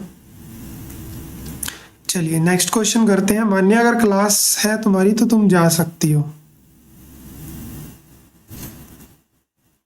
सर मैं अभी 2-3 मिनट में ले जाऊंगी। हाँ ठीक है। नेक्स्ट क्वेश्चन देखो, इवेल्युएट करना है हमें इसको। प्रॉपर्टी बेस्ड क्वेश्चन करवा रहा हूँ ताकि प्रॉपर्टी तुम्हारे माइंड में सेट हो जाए अच्छे से, कि अच्छा ऐसे प्रॉपर्टी भी लगा सकते हैं इसके अंदर। नीचे सीकेंट एक्स है, ऊपर एक्स 10x है, तो मुझे लग रहा है कि प्रॉपर्टी अपने को लगा लेनी चाहिए। तो लिमिट अब की बार अपने को दे रखी है पाई, ये i के इक्वल है। तो i इज इक्वल टू, अगर हम यहाँ पे लिमिट अगर डालें तो x का बनेगा पाई माइनस एक्स, और यहाँ 10 के साथ क्या होगा? Pi minus x. ऐसे ही नीचे वाले में करो, सीकेंट पाई माइनस एक्स, और 10 के साथ भी क्या होगा? Pi minus x D x होगा। अच्छा मुझे बताओ कोई चेंज होगा क्या फंक्शन वगैरह? 0 से पाई, वो तो पाई माइनस एक्स ही रहेगा, लेकिन 10 पाई में से करने से माइनस हो जाता है, तो माइनस का 10x हो गया। सीकेंट पाई माइनस करने से नेगेटिव सीकेंट x हो जाएगा, 10 पाई माइनस करने से माइनस का हो जाएगा। तो एक अच्छी बात यह है कि यहाँ भी माइनस है, कॉमन ले रहा हूँ मैं, अब यहाँ भी माइनस कॉमन आके इसको काट दिया, तो क्या मिला अपने को? है यही चीज यहाँ पे थी, बस फर्क इतना था कि पाई अगर मैं बाहर ले लूं तो 0 से पाई, ऊपर लिखा जाएगा 10x, क्योंकि मैंने इसको अंदर मल्टीप्लाई करा है। ये सीकेंट x प्लस 10x है dx, और आगे वाला क्या लिखा जाएगा? माइनस में x 10x divided by secant x plus 10x dx। Limit है 0 से पाई। यही तो वो चीज है जो हमने स्टार्टिंग में आई मानी, यही तो है वो आई। तो इस आई को तुम लोग लेफ्ट में ले आओ, जब लेफ्ट में लेके आओगी तो आई और आई क्या बन जाएगा? 2i। और ये मुझे बताओ इसका इंटीग्रेशन क्या होगा? कुछ मानना पड़ेगा इसमें, या नीचे वाले का डायरेक्ट ऊपर पड़ा है? क्या होगा जरा देख के बताओ। या कोई बाई पार्ट लगाना पड़ेगा?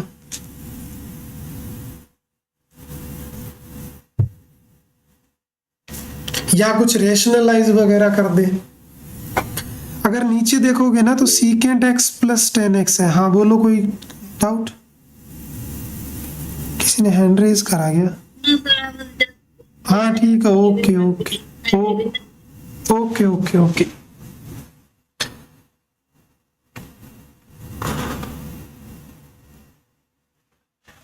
नेक्स्ट देखो, अब इसमें देखो नीचे क्या है? सीकेंट x और 10x है, तो आप इसको रैशनलाइज कर दो, क्योंकि अपने पास प्रॉपर्टी होती है इसीलिए रैशनलाइज कर रहा हूं। किससे? माइनस वाले से। तो रैशनलाइज करने से a प्लस बी, और ये फैक्टर और आएगा इसमें यहाँ पे, तो ये बन जाएगा secant square x minus 10 square x. और भैया ये प्रॉपर्टीज होती है, इसकी वैल्यू कितनी होती है? स्लोप 1 होती है। तो ऐसा करने के बाद मिला क्या अपने पास? 0 से पाई 10x सीकेंट x माइनस में 0 से पाई, यहां भी पाई, 10 into 10 secant 10 square x dx। मुझे बताओ 10x और सीकेंट x का इंटीग्रेशन क्या होता है? स्लोप तुम बताओ। सीकेंट x 10x का इंटीग्रेशन क्या होता है? Secant x secant x tan x, secant x 10 सीधा सीकेंट x होता है। और 10 स्क्वायर के लिए क्या करना पड़ेगा? मुझे इसको चेंज करना पड़ेगा। 10 स्क्वायर को लिख सकता हूं सीकेंट स्क्वायर x माइनस 1। ठीक बात है। अब मुझे बताओ अब आगे क्या करूं? इंटीग्रेशन कंप्लीट कराओ, फिर छुट्टी कर देंगे। बताओ सीकेंड स्क्वायर का क्या होगा? सीकेंड स्क्वायर का क्या होगा? 10x। हाँ सीकेंड स्क्वायर का हो जाएगा 10x और 1 का हो जाएगा x। लिमिट क्या है? 0 से पाई प्लस सी। लिमिट रखो इसके अंदर। कोस पाई -1 होता है, सीकेंड पाई भी -1 ही होगा। 0 रखेंगे, कोस 0 1 होता है, सीकेंड 0 भी 1 ही होगा, तो -1। 10 पाई 0 होता है, माइनस पाई 0 रखेंगे 0, 0 रखेंगे 0, सब कुछ 0। तो इधर से माइनस का 2 पाई आ रहा है, उधर से प्लस का पाई स्क्वायर आ रहा है, तो पाई स्क्वायर -2 पाई इस क्वेश्चन का जो है वो फाइनल आंसर जो है वो आ रहा है। ठीक बात है। कुछ रह गया क्या? हाँ, लेकिन ये 2i की वैल्यू है। किसकी वैल्यू है? 2i की। लेकिन i की वैल्यू चाहिए ना अपने को, तो ये 1/2 भी इधर आ जाएगा। कुछ कॉमन लेना है तो आप ले सकते हो, जैसे पाई को कॉमन ले सकते हो। ये फाइनल आंसर है इस क्वेश्चन का। आई होप कि क्वेश्चन का आंसर जो है वो